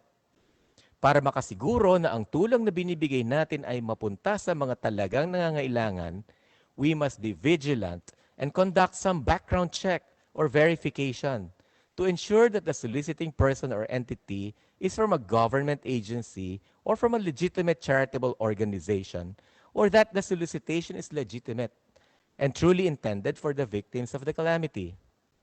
For the COVID-19 scam, cybercriminals may also pose as agents of the government or health authorities and use phishing texts or emails containing news updates, medical bulletin, or health tips on COVID-19 with the intention of redirecting you to another website, trick you into opening a malware, and obtain your username, account, or password. Kaya mag-ingat tayo sa ganitong mga text or emails at huwag basta-bastang mag-click sa mga links. Ika-4, yung imposter scam. Imposter scams come in many varieties, but work the same way. A scammer pretends to be someone you trust to convince you to send them money. Most common, the scammer will impersonate companies you do business with, like your bank, utility companies, or government agencies. Kung kahina-hinala o kaduda-duda ang mga impormasyong hinihingi, huwag ibigay at huwag kaagad magtiwala. If you encounter any of these scams, the most important thing to remember is to never provide or divulge your personal information, username, or password. Remember, no financial institution or legitimate entity will require you to provide your account information through call, text message, or email message. Kaya tandaan po natin yan. If in doubt, whether what you're encountering is a scam, double check if the message you received is from a legitimate source. It is not uncommon to occasionally receive emails or messages from some government agencies or banks, utility, or telco companies. For messages purporting to be from a government agency, if there is no yung at gov.ph in the domain name, in the email address, it is very likely that the message is not from a legitimate source. You can also do a spell check. If there is a mistake in the spelling in the email address, again, it is likely that the message is a scam. So take the time to verify and check the email addresses of the messages that you receive. Should it happen that you fall victim to an online fraudster, be assured that there is a recourse mechanism in place. Talagang nakakabahala ang ganitong sitwasyon, but let us not be afraid. Instead, let's remember what we need to do to resolve the situation. First is to immediately report to your bank or financial institution any suspicious activity or actual security incident encountered. It may also help to know your financial institution's recourse mechanism for awareness on resolution process and timelines as well as escalation. You can find these in the financial institution's website, or you can ask your financial institution. If you need further assistance from the BSP, please get in touch with us through Bob or our BSP online buddy through the BSP web chat in our website, by SMS, or through the BSP Facebook. We hope with this information and guidance, you can arm yourselves against fraudulent online transactions and scams. Let us not be discouraged by these online scams, nor allow the cyber criminals to deprive us of the benefits of digital payments, such as convenience and cost savings. Let us not let them take away the success that we have gained in our efforts to furthering digital payments. Sama-sama tayong maging matatag, matapang, at matalino sa pagsunod sa cyber hygiene practices. Let us empower ourselves with the knowledge that we have to secure our digital payments experience and be active participants in our goal of transitioning to a cash-light and financially inclusive economy. Thank you and good afternoon to you all. Maraming salamat, DG Mert. And one thing I learned from you today, hygiene, whether personal or cyber, is very important. Ikaw din, ano natutunan mo? Well, a lot of things, especially po the S after and then the padlock icon. It's really helpful not only for us but also for our millennials and our watchers today. Buti na lang kasi kayo, younger millennials, younger people. It comes naturally for you to go digital. Kaya be mindful also and be responsible. Okay? Yes. So dapat sundin natin lahat yung sinabi ni DG Mert for us to have safe digital transactions. And of course, you millennials, all of the watchers right now, also has digital experiences. So we encourage you to share all of this by using our hashtag 2021BSPYS, or you can comment down on our live stream. Meron din kaming section on digitalization sa BSP Anniversary website. Okay? So ito ay www.bsp.gov.ph/sites/bsp at 28. Ngayon, sa mga papremyo doon sa BSP Anniversary Microsite, abangan ninyo ang BSP Abangan nyo yan. Facebook. Exciting May mga premyo dyan. prizes. Okay?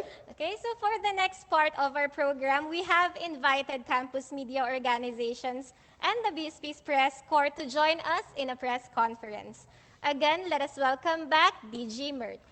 We also invite Assistant Governor Edna Villa to join us on stage to help us answer these questions. May we remind the press in the WebEx room to turn on their cameras while we ask the youth leaders and the student competition finalists to turn off their cameras. So, if we're ready with the questions, we can probably start, no? We can start? Yeah. Let's go. So you have we- one there then? Okay, we can start from the campus press. So this is from Piniel Robles of the National Federation of Junior Philippine Institute of Accountants. So Ms. Piniel, ask away. And so good afternoon.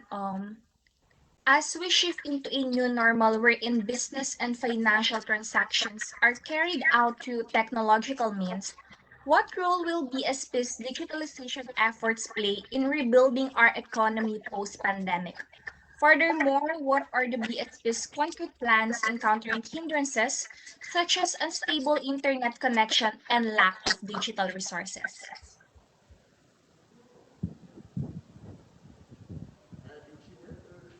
GEV? DG? Any one of you po? Yeah. Hello. Is this on? Yes, po. So, thank you, Peniel Robles from National Federation of Junior Philippine Institute of Accountants. Kaya pala mahina. So, okay, what role does BSP play in digitalization efforts? Or yeah, digital payments has or contributes a lot to economic growth and financial inclusion. No? It helps users, consumers, businesses, and government perform payment transactions in a more cost-effective way. So it makes the financial transaction more efficient, and it also speeds up the transactions. So that by itself generates a lot of savings and productivity.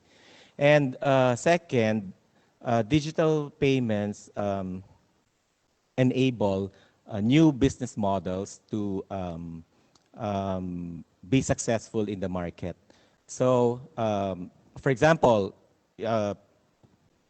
paying or the ride-hailing apps and the many other apps that we now have in the market came about and were enabled by digital because online payments and remote payments became possible.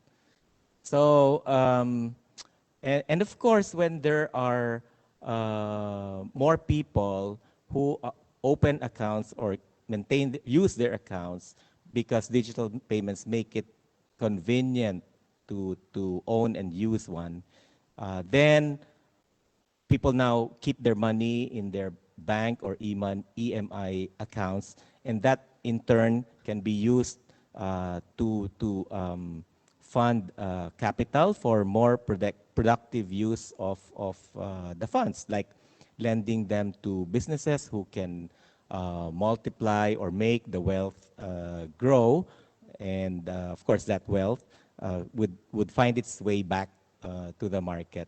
So AGEV, AG Edna, you want to add? Hi. Thank you very much, Peniel, for that question. Dagdag ko lang, DG. Pag digital ka magbabayad, kunyari, yung sa gobyerno natin, pag digital na tayo magbabayad, mas magkakaroon ng audit trail para sa gobyerno, tapos ma-avoid din yung mga leakage na common sa kadalasan na nakikita natin sa publiko. Tapos gusto ko rin dagdag, DG, na dahil nga sa digital payments ngayong pandemya, kahit nasa bahay ka, pwede ka mag-add to cart, DG. Kaya bibilis ang ekonomiya. Pati yung dati-dati, di ba, maghihintay ka pa ng mag-clear ang cheque. Dahil ngayon digital na, kahit na pag nakabayad ka ng PesoNet o kaya ng InstaPay, pwedeng same day mo makukuha yung credit sa account mo. Kaya mas bibilis ang pag-ikot ng ekonomiya. Yun lang ang gusto ko idagdag, DG. Salamat. Question all the way from Batangas State University. This one is from Aubrey Salamat. Aubrey, are you here? Yes po, hello po. Good afternoon po. So, good afternoon. How can the central bank encourage people to be more inclusive in terms of using digital platform, particularly those who lack of technological skills? Thank you.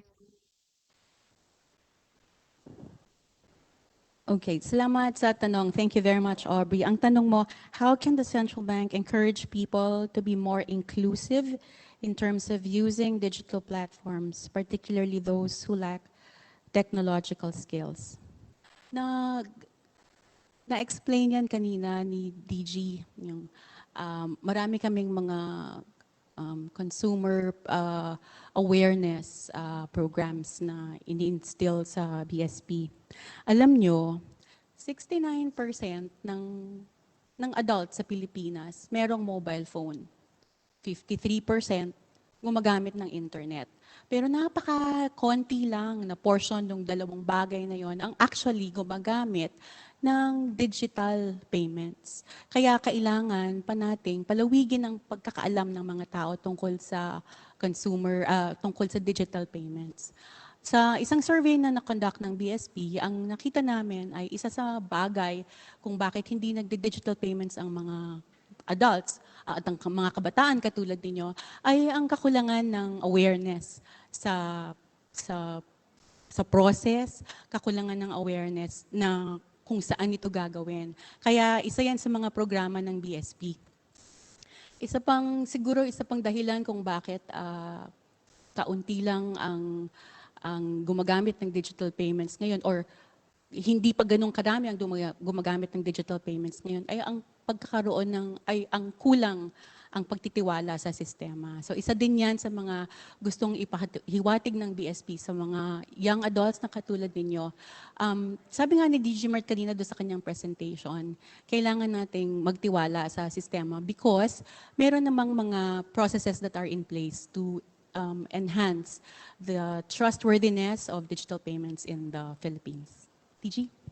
Yes, AG Edna. Gusto ko lang idagdag, Aubrey, na ang inyong central bank ay nagko-collaborate with the financial institutions upang maabot sa inyo ang efficient, safe, at reliable na digital payments service. So, kasama nila, tumutulong kami upang magkaroon ng nararapat na digital payment service para sa inyong mga transactions. Gaya ngayon, meron na tayong PesoNet at InstaPay para po sa inyong funds transfer o pagpapadala ng pera o pagbabayad. Ngayon po, pinapilot na rin po natin ang paggamit ng digital payments sa pambayad sa mga tindahan, sa mga merchants. No? Meron na tayong QRPH P2M. Nakapilot na po ngayon yan at ang full commercial launch po niyan ay darating sa itong susunod na 2 o 3 buwan.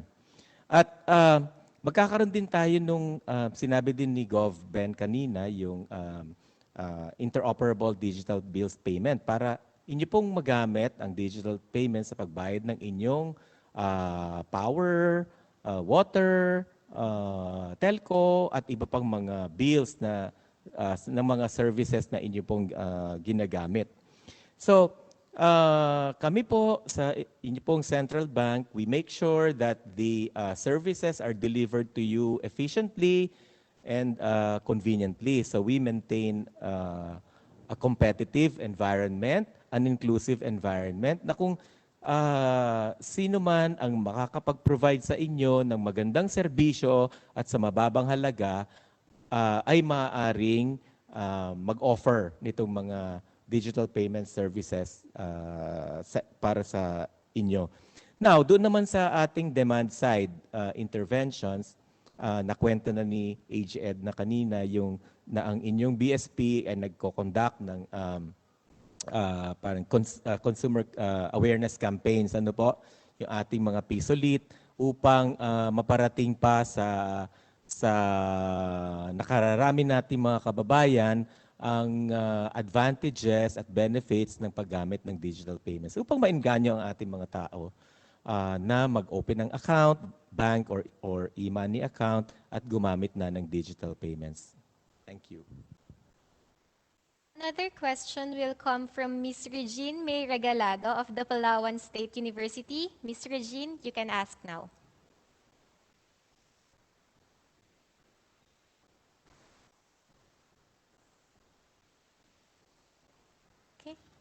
So I'll read the question from Ms. Regine May Regalado. Given the BSP's initiative of bank digitalization in the Philippines, what are the methods you've developed to secure a cashless society from any cybersecurity threats to the citizens who are using it? Maraming salamat, Regine. So, how do we secure cashless society from cybersecurity threats? Okay.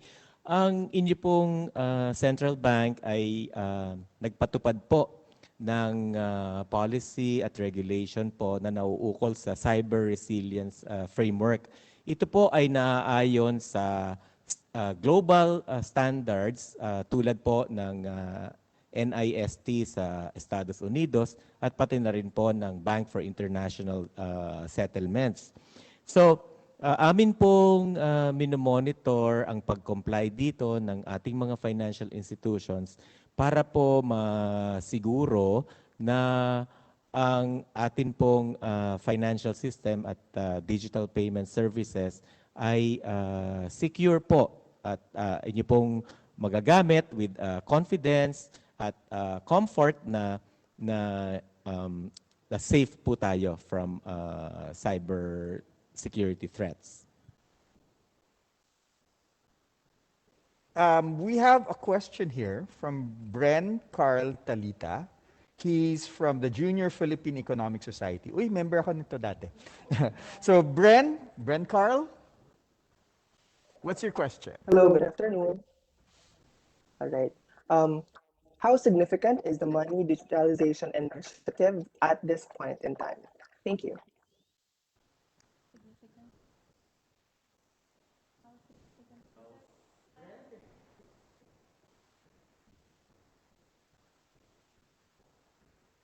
Bren, could you repeat your question, please? All right, sorry. My question was, how significant is the money digitalization initiative at this point of time? Did you get that, Pam? How significant is the digitalization initiative at this point in time?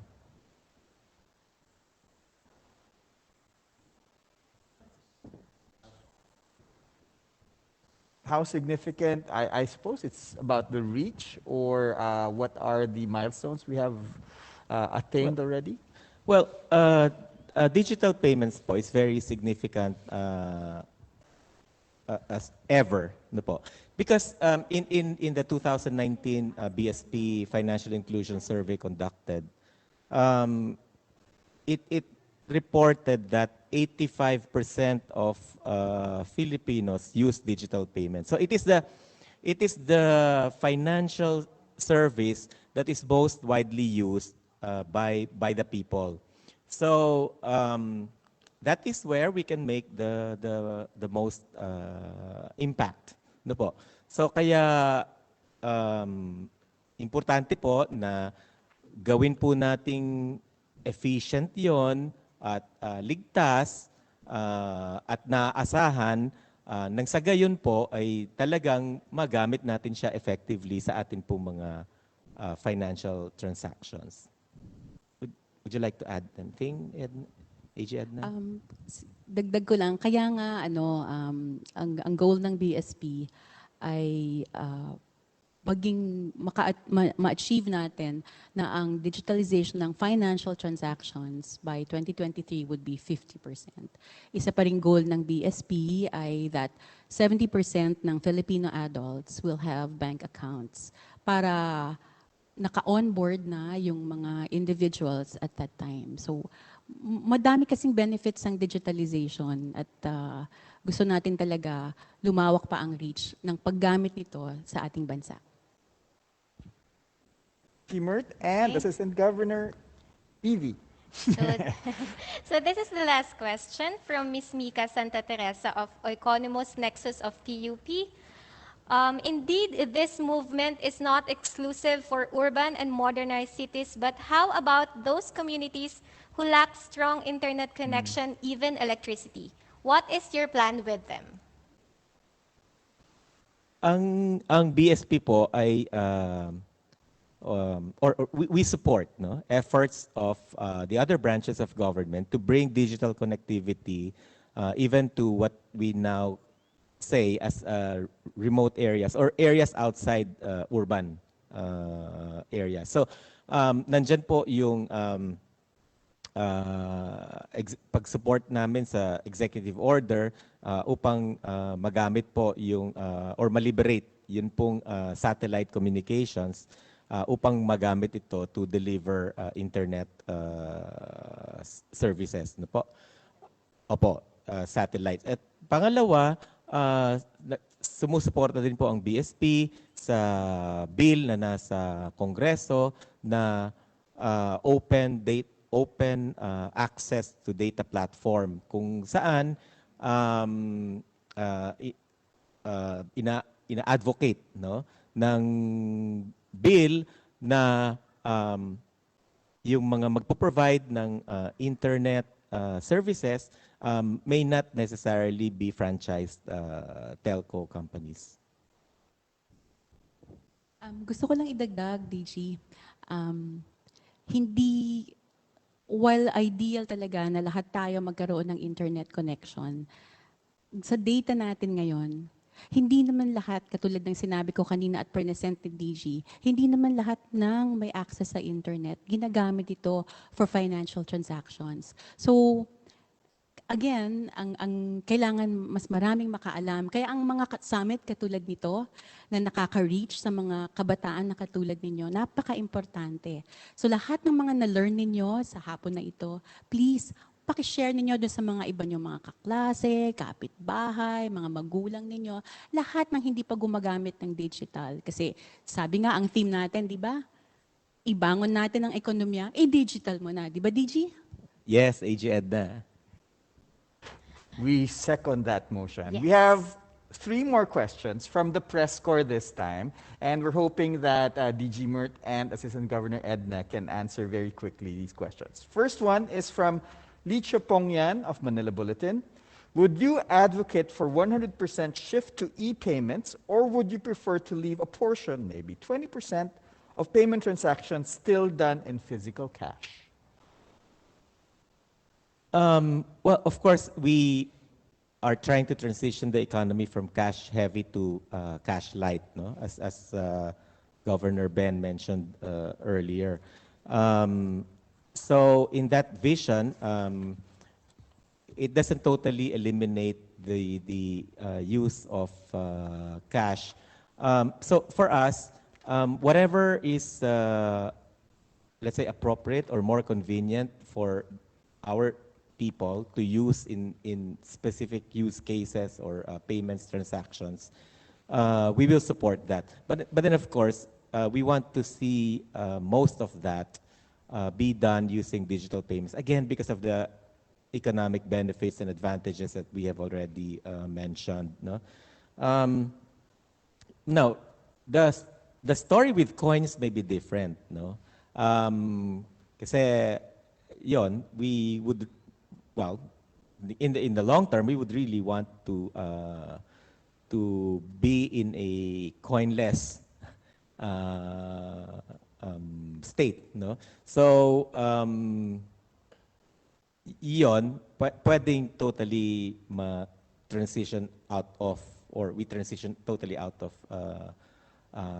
coins, physical coins, no? Pero kung cash itself, kung as long as meron pa pong mga payments use cases or transactions where it is more appropriate or let's say relevant, no, to use cash, then okay lang po yun. Although in from what we see, talagang most of the payments use cases are done digitally. Ito rin po yung mga nakikita natin sa mga advanced economies like Sweden. Although dominant na talaga yung digital payments sa kanila, meron pa rin natitirang konti, no, na payments na gamit ang cash. AJ Edna, you wanna add something? Thank you, DG Mert. Our second question will come from Ms. Joanne Villanueva of the Philippine News Agency.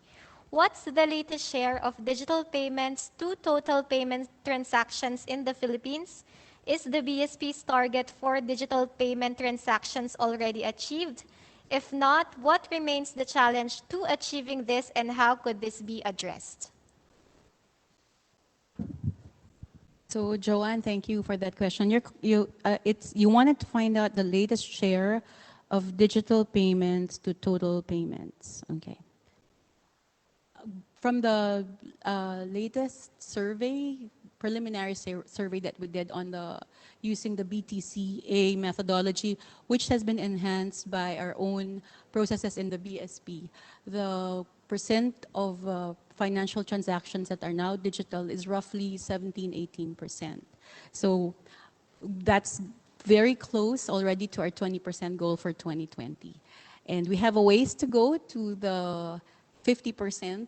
But I think because of what we have seen in the experience under the pandemic, people have actually embraced digital payments and digital financial transactions. And I believe that that preference is already cemented and it will become even just more prevalent going forward. So I believe we will be able to get to the 50% sooner than the original target, but let's keep our fingers crossed. Your question on what remains the challenge to achieving this and how could this be addressed? As I mentioned before, while still there are segments of the society that do not yet trust the system, segments of the society they're not completely aware that they can pay through digital means. And so we need to reach out to those segments of society. And that's partly why we have a lot of consumer awareness programs in the BSP. And Joanne, I would really encourage you in the press to help us in this endeavor. AJ Edna, I'd just like to add, so as what AG Edna shared with us earlier, when we took an assessment for the first half of 2020, we saw that we're already at 17 to 18% digital in terms of transaction volume. So we still have to assess the full year 2020, and that includes the second semester, from July to December. So we're conducting that assessment as we speak. Now, what we have so far actually in the market are PesoNet and InstaPay, right? These are the basic rails that we have right now, and in the current service, these are best used for funds transfer or remittance. And this just forms part of the total retail payments transaction volume. It still cannot be readily used for, let's say, paying merchants, paying bills, collecting money from people who owe you money or from customers So we're not there yet. Payments to merchants alone account for 70% of the total retail payments volume. That's why this upcoming launch of QRPH P2M, which we are already piloting now, or together with the industry, of course, is very important because QR code, as you know, presents a very economical alternative to digitalizing payment transactions instead of like cards. So with a low cost and convenient and secure way of paying merchants, we really hope that we could transition a great number of that volume, yung payments to merchants, to digital. And we are confident, no? Because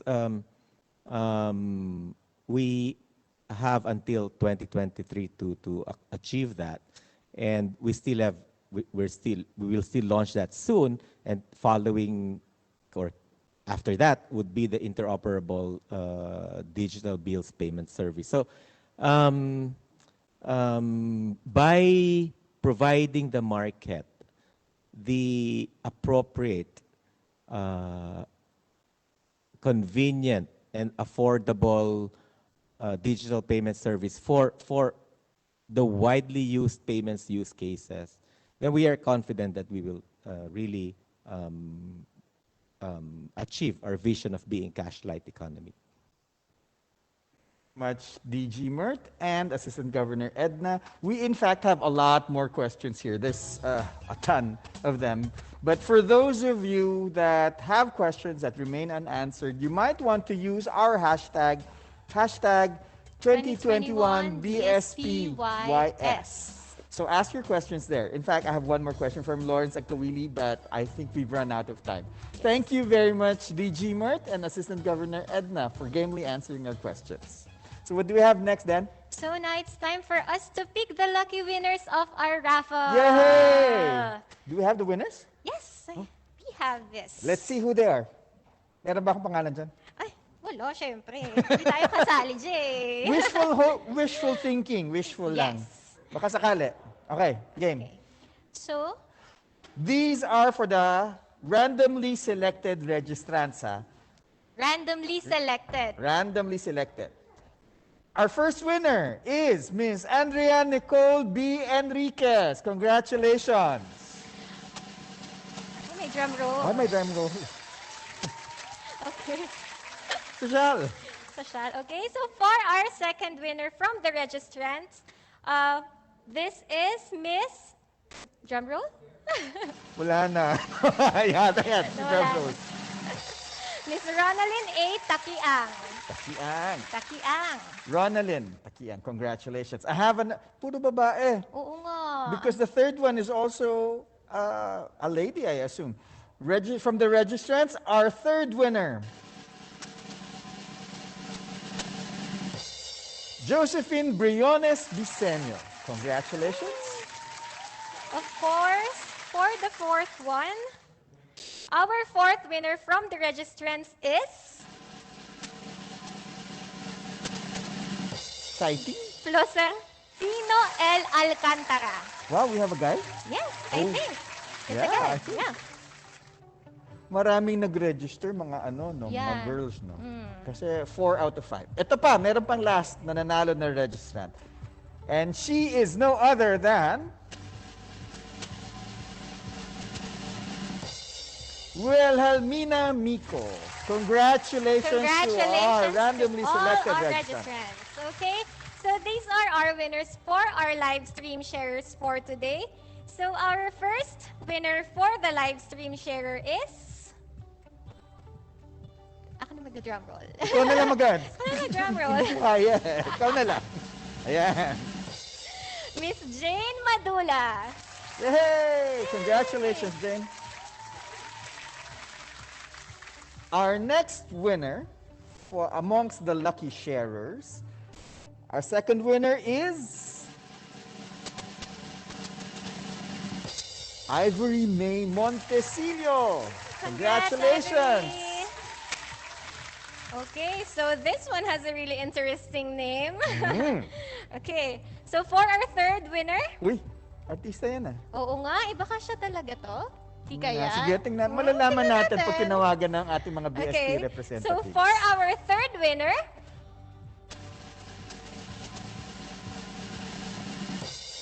Mr. John Lloyd Villanueva. Wow, a really nice name, ha? Oo nga, John Lloyd. Lucky sharer. Lucky, lucky. The next sharer, next lucky sharer, and is the winner. All our winners get collectible commemorative coins from the Bangko Sentral ng Pilipinas. Yes. And the fourth lucky sharer is Clarissa Urbi. Congratulations. Congrats, Clarissa. And And we have last, one more. last but not the least, of course. So our last winner is a full GB. You have an interesting name, huh? Oo nga A eh. full GB. Okay? Baka yun yung kanyang Twitter Screen handle. name. Oo, May screen name. screen name siya eh. Congratulations to everyone. So congratulations to all our raffle winners. So BSP personnel will coordinate with you with the shipment of your prizes. All right. Okay. Alam nyo, they're not the only winners today. Because in early May, well, this year, of course, the BSP announced that the first ever student competition for teams of college students from any school in any part of the country was going to happen. The competition generated 93 project proposals that aim to promote digital financial inclusions in the country. The BSP Screening Committee evaluated these proposals and narrowed them down to 23. They became our semifinalists. From 23, the Board of Judges trimmed them down to top 5 finalists. That's where we are now, because these finalists were allowed to orally present and defend their proposals to the BSP Board of Judges, chaired by the Managing Director of the Strategic Communications and Advocacy last June 30.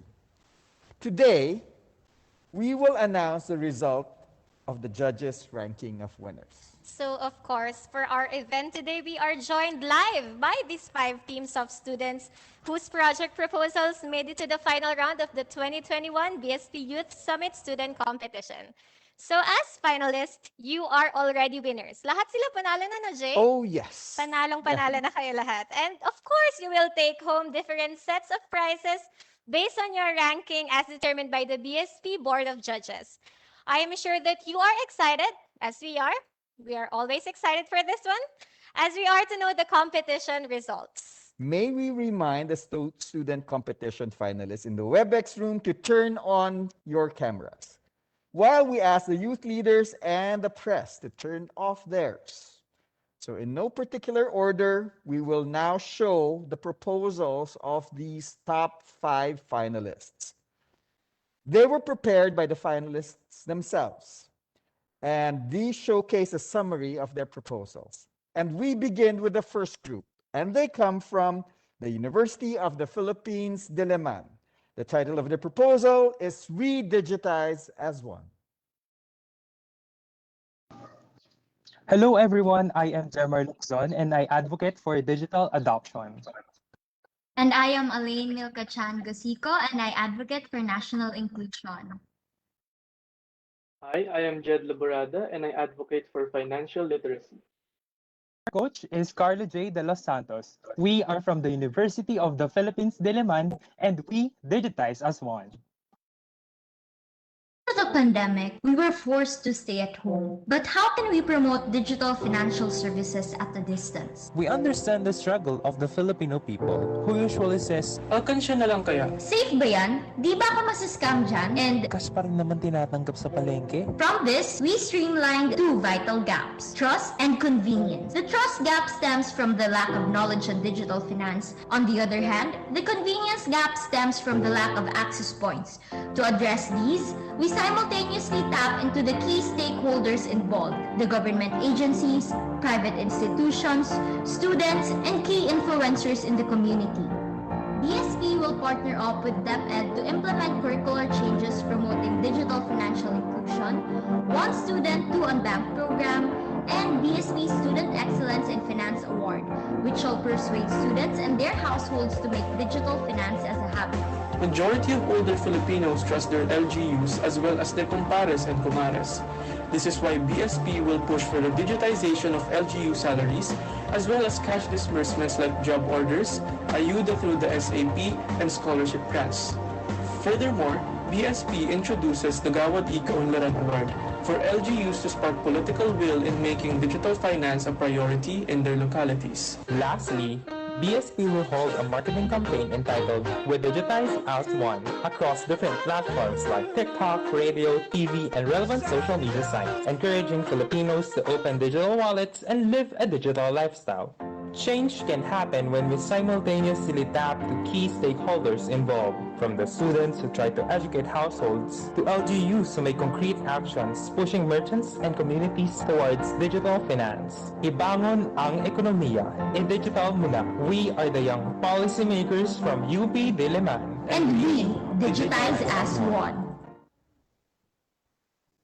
Truly impressive Team UP Diliman. We digitize as one, and we're eager to see how you will do in the rankings. So from their presentation, I know that everyone is excited for the next one. So let's call them up. Our next group is from the University of Asia and the Pacific, and their project proposal is called e-peso. Good afternoon, everyone. I'm Anna Grillo. Hi, I'm Ashley Castillo. Hi, I'm Aubrey Taliza. And I'm Gio Henson, together with our other teammate, Carlo Cordoves, and our coach, Jody Ong, and the University of Asia and the Pacific. We're all proud to be here, and we present to you our proposal, the e-peso. Looking at the Philippines, only 1 in 10 adults use smartphones for digital financial transactions. With the goal of promoting financial inclusion and providing an efficient and safe digitization of payments by 2023, BSP then faces a predicament. Lack of awareness and trust, slow internet connection, and preference for bank or ATM transactions are the top cited obstacles. However, to address these in line with the Philippine environment's lack of conduciveness for digital transactions presents a causality dilemma. How would this work if agents need to first be widespread, but agents cannot be placed everywhere until the service is widespread? It is with this question that the group's proposed solution is the implementation of an unstructured supplementary service data, or USSD system, as an alternative to online payment applications. We envision this system as the e-peso. This USSD-based system will connect banks to consumers through MSMEs without the consumer's need for physical access to ATMs, bank branches, or the internet. E-peso allows them to store their money, pay off bills, and purchase items from various agents. Essentially, through MSME retailers, individuals who use the e-peso platform will be able to convert their cash into digital money and pay off whatever liabilities they have through simply texting them away. This system aims to increase digital transactions due to 3 primary reasons. First, less dependence on internet-enabled devices. Second, ease of use. And third, inclusion of social classes C and D. Given these, the system would be more useful to a wider range of users, thus making it easier to market to individuals as a system that is useful and necessary. With regards to its implementation, Phase 1 focuses on creating the system. Phase 2 focuses on the awareness and adaptation of various stakeholders involved, such as barangay officials, consumers, banks, and agents. And Phase 3 focuses on the management and further regulation of the initiatives. Ultimately, our goal is to financially include more Filipinos, and we believe that with our system, we can accomplish this. So thank you, e-peso. That was one great presentation. Our next finalist comes from the Catanduanes State University, and the title of the proposal is Pagsupnit. Let's take a look. Good afternoon, everyone. I am Jurisa Kate Sopen. Good afternoon, I'm Ines Landinilia. Good afternoon, I am Andrew Volatero. Hello everyone, I am Joel Coquin together with my teammate Jinky Tapel and our coach Mr. Ian Aranel towards digital financial transformation of Abaca farmers through 2021 and beyond. Catanduanes is the world's largest abaca producer, supplying 87% of the world's requirement in natural fiber. The main source of livelihood of the greater population is farming and production of abaca, which constitutes 12,679 abaca farmers. Despite its tremendous contribution to inclusive economic growth, abaca farmers face various digital financial challenges. Data shows that only 45 or 3% out of 1,499 micro-enterprises adopt digital financial transactions because of low digital and financial literacy rate, limited access to networks, threat to security and privacy, therefore resorting to traditional approach. Therefore, we at the Catanduanes State University is proposing pagsupni towards digital financial transformation of abaca farmers through 2021 and beyond. This program concept is designed to promote innovative and sustainable financing ecosystem and is anchored on three-pronged approaches. DigiKnow is a comprehensive and continuous digital financial literacy training and workshop. DigiBank is an all-inclusive mobile app with 11 features such as product trading portal, cash flows management, reward scheme, government subsidy information system, chatbot e-consult, automated notification system, pool of loan programs, list of insurance programs, feedback mechanism, savings portal, and credit rating system. DigiHub is a one-stop community electronic hub that will facilitate the interoperability of digital financing services for rural areas with low to no internet connectivity. We will ensure whole-level community participation through seeking collaborative efforts and continued engagement with stakeholders as well as counterpart government agencies towards digitalization. Tara, ibangon natin ang ekonomiya, e-digital mo na. There you have it, our team from Catanduanes State University with their proposal, Pagsupnit. So our next group, I think this is the fourth one, Jay? They are from the Ateneo de Manila University. Did I get it right? Yeah. Okay. So their project proposal is called Tecnegosyo. Hello, good afternoon, everyone. Maayong hapon sa inyo tanan. My name is Eunice Tanila, and I'd like to introduce you guys, the rest of my team. Magandang hapon sa inyong lahat. My name is Marla Torres. Good afternoon, I'm R.A. Solomon. Hi there, I'm Rocco De Castro. Hello everyone, I'm Ivan Bueno, and to introduce our coach, Sir Vince, I think you're on mute. Yeah. Sir Vince Rapisura, and we are from Ateneo de Manila University, and we proudly present to you our program proposal, Tecnegosyo.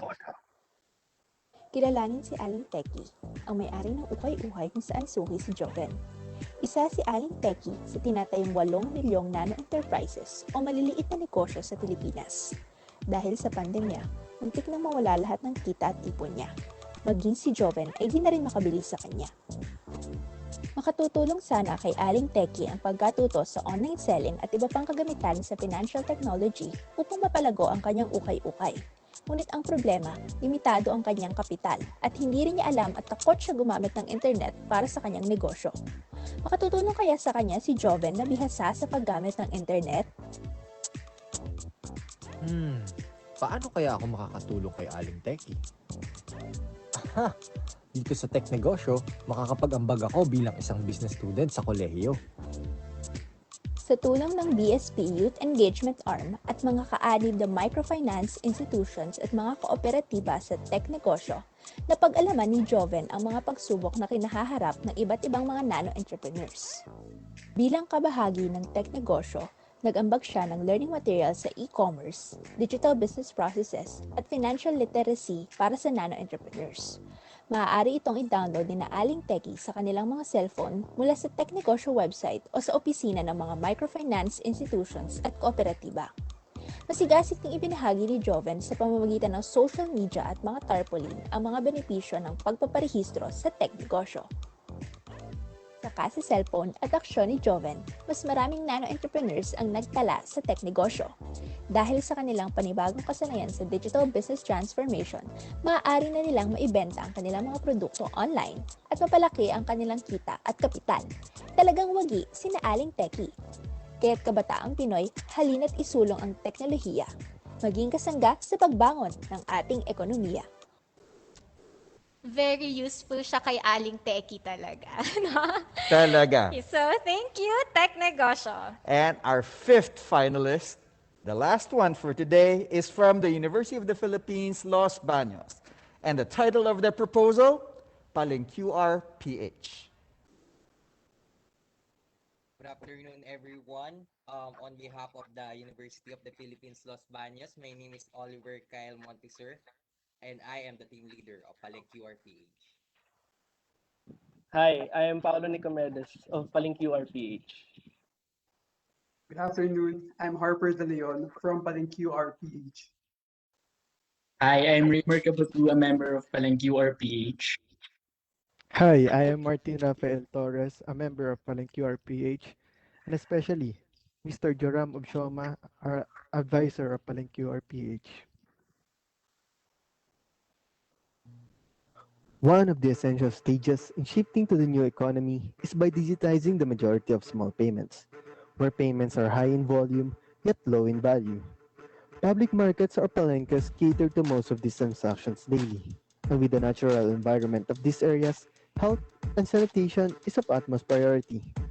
Therefore, in line with the Bangko Sentral ng Pilipinas' objectives to bring the institution closer to the Filipino people, we propose Palengqr PH, breaking the barriers to digital payment systems starting from local public markets. Palengqr PH is a nationwide caravan initiative that will move from municipalities and cities to assist and onboard merchants in the wet and dry public markets in making QRPH codes available as a payment option.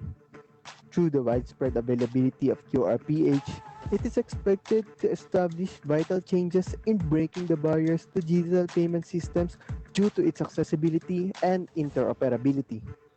Palengqr PH will be done through proper partnerships with electronic money institutions, coordination and communication with local government units and associations of market vendors, and lastly, equipping the Palengke vendors with QR codes and knowledge on how the digital financial services work.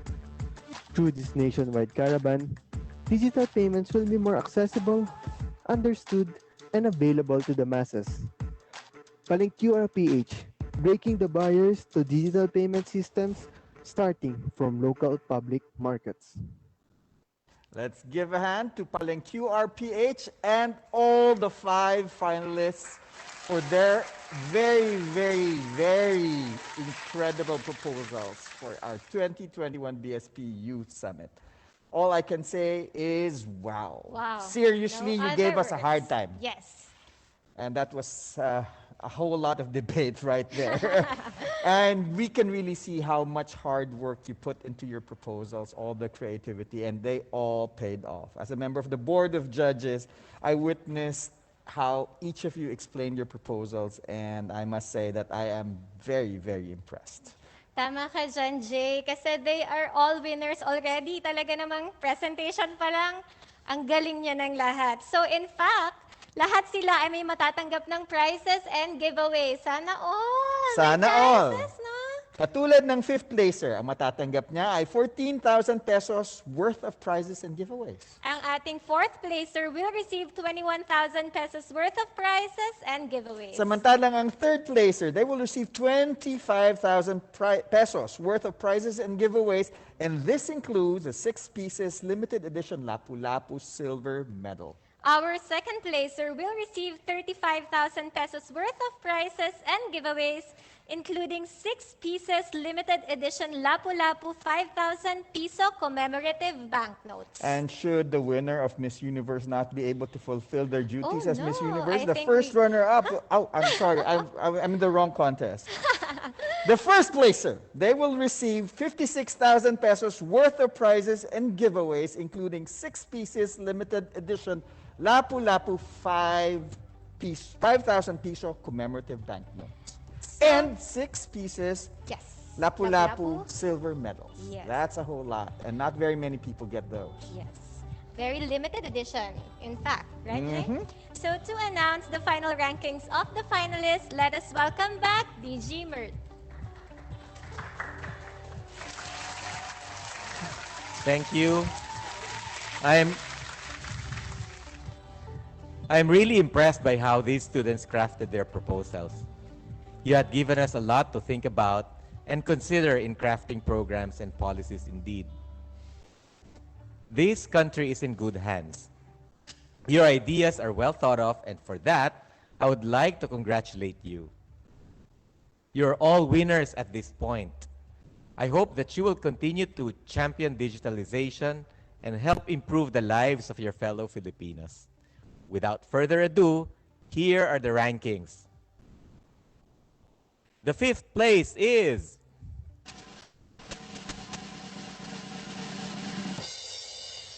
Tech Negosyo from Ateneo de Manila University.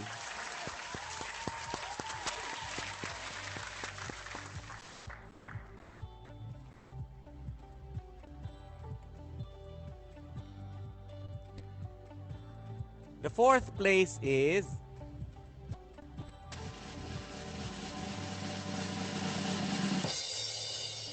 Pagsupnit, Catanduanes State University.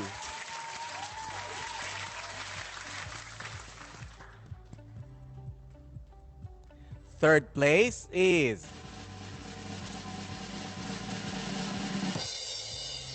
E-Peso from the University of Asia and the Pacific.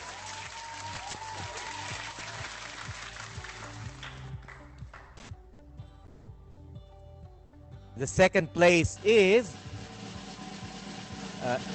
Jay. This is important, right? Because if for some reason the first placer, Does not fulfill. Yeah, yeah. So second place goes to Paleng QRPH from the University of the Philippines, Los Baños. And with that, the first place is We Digitize as One, University of the Philippines, Diliman. Congratulations again. You all did a very great job. You're all winners of this contest. Thank you. So maraming salamat, DG Mert, at congratulations Congratulations, to all our winners. everyone. They're all winners already. Talaga namang ang gagaling nilang lahat. So I know that everyone, especially to the millennials, for all the viewers, you have reactions from all the proposals that you have watched this afternoon. So again, you can post your reactions and comments and suggestions to our hashtag 2021 BSPYS. And of course, you can also comment down in our live stream. So congratulations once again to our youth leaders for making these proposals. All very creative and all very well thought out. As you know, the youth groups have made this event possible this afternoon. So at this juncture, we would like to call the leaders of our youth organizations who helped us make this event a success. And we begin with Phoenix Foundation, J. Phoenix. Junior Philippine Economic Society. The Junior Confederation of Finance Associations, Philippines. National Federation of Junior Philippine Institute of Accountants. The Polytechnic University of the Philippines College of Accountancy and Finance Student Council. Wealth Educators Circle. University of the Philippines, Visayas, Economicus. Palawan State University Student Government. University of San Carlos School of Business and Economics Student Council. Batangas State University Economic Society. And the University of St. La Salle Junior Philippine Economic Society. And again, may we remind the youth leaders in the WebEx room to turn on their cameras while we ask the press and the student competition finalists to turn off their cameras. And as you make your commitments, DG Mert will be right here on stage to listen very intently on what you will commit to. So youth leaders, you may now start. Times are changing and we need to cope fast. The global health crisis has prompted us to look for ways to continue living amid limitations and health protocols. With the digitalization of financial services, innovative solutions have emerged to support the reopening of the economy while minimizing the resurgence of the virus. We strongly advocate for the digital transformation of financial services in the country. By fostering agility, adaptability, and digital fluency, financial technology is uniquely positioned to support the country's bid to shape a new economy that is more resilient, inclusive, and technology-able.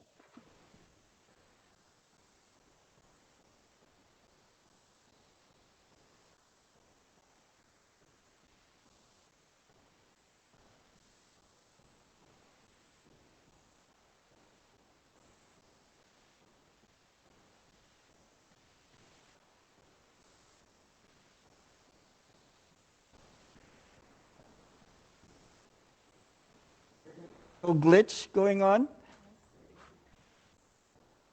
Yeah, can we have the next one? Maybe there's just a slow internet, but next association, please. Digitalization also promotes the noble cause of financial inclusion. Through innovative, modern financial technologies, Filipinos, even from the remotest barangays in the country, are able to conduct transactions at the comfort and safety of their homes. We believe that by making digital financial services available and accessible and beneficial to all citizens, each Filipino will benefit and contribute meaningfully to the country's economy. With more ways to transact, digitalization empowers all Filipinos to take part in economic activities, contributing to the revival of the economy. Each transaction, no matter how big or small, is a step closer toward recovery. With digitalization, we ensure the timely distribution of the government's cash assistance amid disasters and emergencies. For example, the Small Business Wage Subsidy Program last year leveraged on financial technology via PesoNet for beneficiaries with bank accounts and through 2,500 partner outlets nationwide for beneficiaries who had no bank accounts. The program efficiently distributed wage subsidies directly to more than 3 million beneficiaries in about 2 months. It was the first major proof of concept demonstrating that digitalization can foster a cost-effective, timely, and secure delivery channel to distribute government aid. We support the digital payments transformation roadmap of the Bangko Sentral ng Pilipinas. This roadmap aims to achieve an efficient and inclusive payment system by converting 50% of the total volume of retail payments and expanding the proportion of the financially included to 70% of Filipino adults. Roadmap also encourages innovations that will boost real-time payment velocity by making more innovative digital financial products and services available to the public. Enabled by the National ID system, these services will be supported by the availability of modern payment services that will facilitate the real-time processing of financial transactions.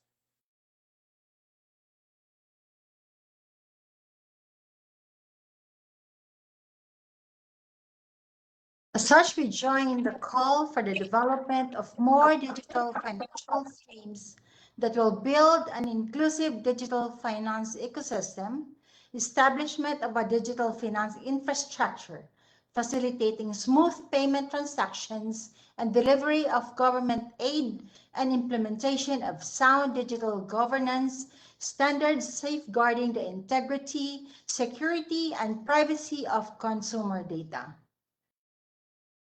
From our end, we will commit to promoting financial technology to our peers and families by teaching them how to open and use digital payment accounts and the benefits the technology provides.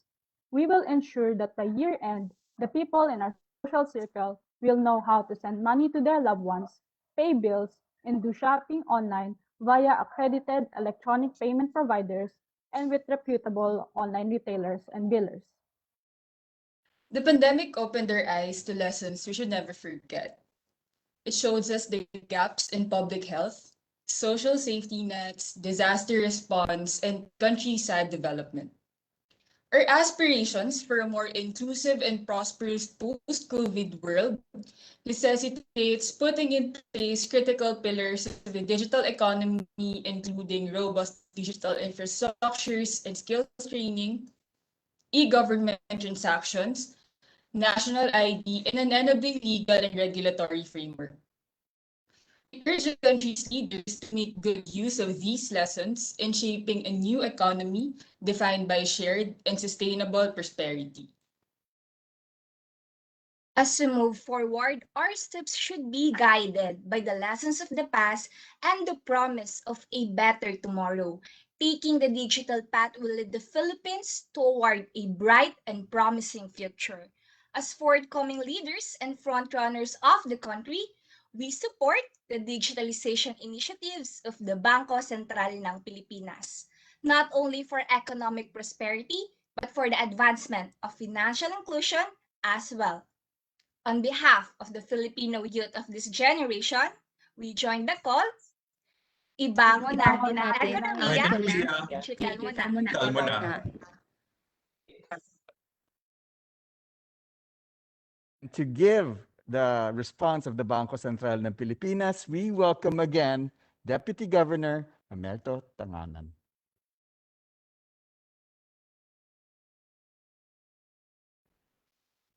Hearing the support of these young and dynamic youth leaders have strengthened my faith that we can achieve a highly digitalized and financially inclusive nation soon. With the help of the youth leaders, such as those of you in the audience, we can further promote digital payments that will bring its benefits to all Filipinos and help everyone improve their lives. Thank you very much, everyone. I am very happy to hear that we got your back in pushing for the country's digitalization. Sama-sama nating ibangon ang ekonomiya, i-digital mo na. So, thank you very much, DG Mirth, and to all our youth leaders. At eto na naman kami, magpa-plug na naman kami ng hashtag never-ending hashtag. You can use our hashtag 2021 BSPYS for all your comments, your suggestions, experiences. Everything. This summit, you can post it and use that hashtag. You know, Dan, all good things must come to an end. And unfortunately, for this BSP Youth Summit, we're right about there. And as we reach our conclusion, let me tell you, we are reaching this conclusion with a bang. To give the closing remarks for this event, let us welcome the National Economic Development Authority Secretary, Carl Kendrick T. Chua. Thank you very much, Governor Benjamin Diokno, Deputy Governor Mert Tangonan, Assistant Governor Arifa Ala, Assistant Governor Lynn Javier, Assistant Governor Edna Villa, Director Joyce Ciencia, mga kapwa manggagawa sa gobyerno, mga miyembro ng media, at mga mag-aaral, magandang hapon. Natutuwa ako na makita ang mga kabataan nandito ngayon upang magbahagi ng mga bagong idea para maisulong ang financial inclusion at digital transformation sa bansa. Ang ating karanasan sa gitna ng pandemya ay nagbigay diin sa kahalagahan ng ligtas, mabisa at inklusibong banking and social services, lalo na para sa mga mahihirap. Noong isinailalim ang bansa sa Enhanced Community Quarantine or ECQ, kaagad umaksyon ang pamahalaan upang ipamahagi ang ayuda or emergency cash transfer para sa mga nangangailangan. Ito ang pinakamalaking programang pang-ayuda na naisagawa ng gobyerno. Sa programang ito, nakapagbigay tayo ng mahigit kumulang na 200 billion pesos na ayuda para sa 18 million families o 75% ng ating populasyon. Ngunit marami tayong hamong hinarap na nag-antala sa pamimigay ng ayuda. Sa kasagsagan ng krisis, ay walang iisang kompletong registry or database upang matukoy ang mga nangangailangan ng ayuda. Bukod pa rito, 71% ng total adult population ay wala pang bank account, kaya hindi naging madali ang pamamahagi ng ayuda. Dahil dito, inatasan ng ating Pangulo ang mga ahensya ng gobyerno na pabilisin ang pagpapatupad ng Philippine Identification System o PhilSys. Ito ang magiging daan upang magkaroon ng valid at natatanging digital ID ang bawat Pilipino. Upang ligtas na maipatupad ang PhilSys sa gitna ng pandemya habang patuloy na sumusunod sa minimum health standards, nagtakda ang pamahalaan ng 3-step registration process. Sa step 1, kokolektahin ang demographic data tulad ng pangalan, kapanganakan, at iba pang detalye sa pamamagitan ng house-to-house visit or online registration. Sa step 2, kukunin ang biometrics data tulad ng picture, fingerprints, at iris scan. Kasabay ng step 2 ay ang pagbubukas ng bank accounts sa mga registration centers. At sa step 3 naman, bibigyan ang bawat registrant ng kanyang PhilSys number or PSN at ang PhilID card. Mula zero registration noong nakaraang April 2020, halos 37.2 million na ang nakapagrehistro sa step 1 or the demographic data collection ng nakaraang July 2, 2021. Kumulang na 16.2 million na ang nakapagtapos sa step 2 registration o ang biometrics capture. At halos 4.4 million ang nag-apply para magbukas ng bank account. Dagdag pa rito, 343,742 registrants ang nakatanggap na ng kanilang PhilID. Bago matapos ang taong 2021, target natin na mairehistro ang 50 to 70 million Filipinos sa PhilSys. Ito ay magbibigay daan para sa malawakang paggamit ng electronic payments na magpapalago sa ating digital economy. Higit ding makakatulong ito upang mas marami ang maabot ng social at financial services. Mapapadali rin ng PhilSys ang malawakang pagbabakuna sa mga Pilipino at implementasyon ng digital vaccine credentials. Samantala, habang pinapabilis pa ang vaccination program, patuloy din ang pagpapatupad ng ating economic recovery package na nagkakahalagang 2.7 trillion pesos. Katumbas ito ng 15.4% ng ating ekonomiya or gross domestic product. Ang vaccination at recovery programs ay magbibigay daan sa ligtas na pagbubukas ng ekonomiya sa modified GCQ o mas mabuti, pagbaba ng age restrictions sa mga pinapayagang lumabas, at pagbabalik sa face-to-face classes ng mga mag-aaral. Dahil sa maagap na pagtutulungan ng pamahalaan, pribadong sektor, at international development partners, naging matagumpay tayo sa pagpapabilis ng pagbabakuna. Itong July 5, umabot na sa halos 12 million doses ang ating vaccine deployment. 9 million ito ay para sa first dose at 2.9 million naman ay para sa second dose. Nakatakdang dumating pa ang karagdagang 27 million doses mula ngayon hanggang August 2021. Kaya't inaasahan makakamit natin ang target na makabakuna ng 70 million Filipinos o ang buong adult population sa katapusan ng taong ito.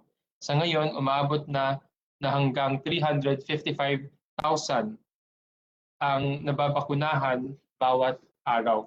Sa pamamagitan ng mga programa ito, kaya natin maabot ang ating 6 to 7% economic growth target ngayong 2021 at bumalik sa pre-pandemic levels sa taong 2022. Patuloy ang pagsisikap ng pamahalaan na maibalik ang dating sigla ng ating ekonomiya. Malaking bahagi nito ay ang Economic Recovery Program at ang PhilSys Program. Kaya't hinihikayat ko ang bawat isa sa inyo na mag-register sa PhilSys. Tulungan din niyo ang inyong mga kaibigan, kapatid at kapamilya, lalo na ang mga nakakatanda, may kapansanan at hindi maalam sa technology. Ang iyong pagrerehistro at pagtulong sa iba ay magbibigay daan sa paglago ng ating digital economy. Bawat isa sa atin ay may kanyang-kanyang dahilan sa pagsulong ng financial inclusion. Para sa akin, ito ay para magbigay ng mas magandang kinabukasan para sa aking 5 taong gulang na anak na si Ashby at ang kanyang henerasyon. Lubos akong naniniwala sa potential ng PhilSys na maging isa sa pinakamakabuluhang reforma sa ating bansa. Pangmatagalan at malawakang ang benepisyo nito dahil kaya paghusayin ang serbisyong publiko at pagtibayin ang ating sistema laban sa mga darating na krisis na maaari pang nating harapin. Maraming salamat muli sa pagsuporta sa layunin ng gobyerno na itaguyod ang financial inclusion. Umaasa ako na may iilan sa inyo na sasali sa gobyerno upang ipatupad ang inyong mga mungkahi. Bago ako magtapos, nais kong magbahagi ng 3 araw na palagi kong binibigyang diin sa aking mga presentations. Una, palaging alamin ang batayan at katunayan ng ating mga naririnig at nababasa. Lahat tayo ay may access sa social media. Kaya mahalaga na maging mapanuri at kritikal sa mga nababasa natin dahil marami or maaring hindi ito totoo. Kung tayo ay magre-react at magkakalat ng impormasyong hindi tayo siguradong totoo, maaring makadagdag lang tayo sa pagkalito ng ating mga kapwa. Pangalawa, magmungkahi din tayo ng mga solusyon, hindi lang kung ano ang dapat gawin, kundi pati paano ito gagawin. Maraming lumalapit sa akin na may mga idea mula sa kanilang textbook or mga binabasang libro, ngunit hindi nila namamalayan na parehong textbook din ang aming binabasa sa gobyerno. Ang hamon ay kung paano gagawin konkreto ang mga ideyang ito dahil limitado lamang ang ating mga resources. Huwag tayo tumigil sa ano ang dapat gawin at isipin din natin kung paano ito gagawin. Panghuli, magbahagi rin tayo ng magagandang balita. Alam nyo, pag hindi natin nagustuhan ang pagkain sa isang restaurant, madalas na tayo ay magreklamo. Pero pag nasarapan tayo sa pagkain, madalas na hindi natin pinapaalam ito sa kusinero. Sa dami ng mga pagsubok na hinaharap natin ngayon, ang pagbahagi ng mga magagandang balita ay maaaring magbigay ng pag-asa sa ating mga kapwa. Magsisilbi itong paalala na maaari pa rin nating makamit ang mas magandang bukas para sa ating bayan. Maraming salamat at mag-ingat tayong lahat. Maraming salamat, Secretary Carl, for sharing all that information, your pearls of wisdom, and for doing this live. Maraming salamat. At ngayong hapon, grabe, sobrang dami kong natutunan. It was a very informative summit. Ikaw Oh. ba, Jay? Kahit na matanda na ako, kahit na ako youth, marami pa rin ako natutunan. But there's one thing that is, I think, the most important, and that is the youth's role in making this possible, making this dream of having a cashless society possible. Kaya naman, sama-sama nating Ibangon ang ekonomiya, i-digital mo na.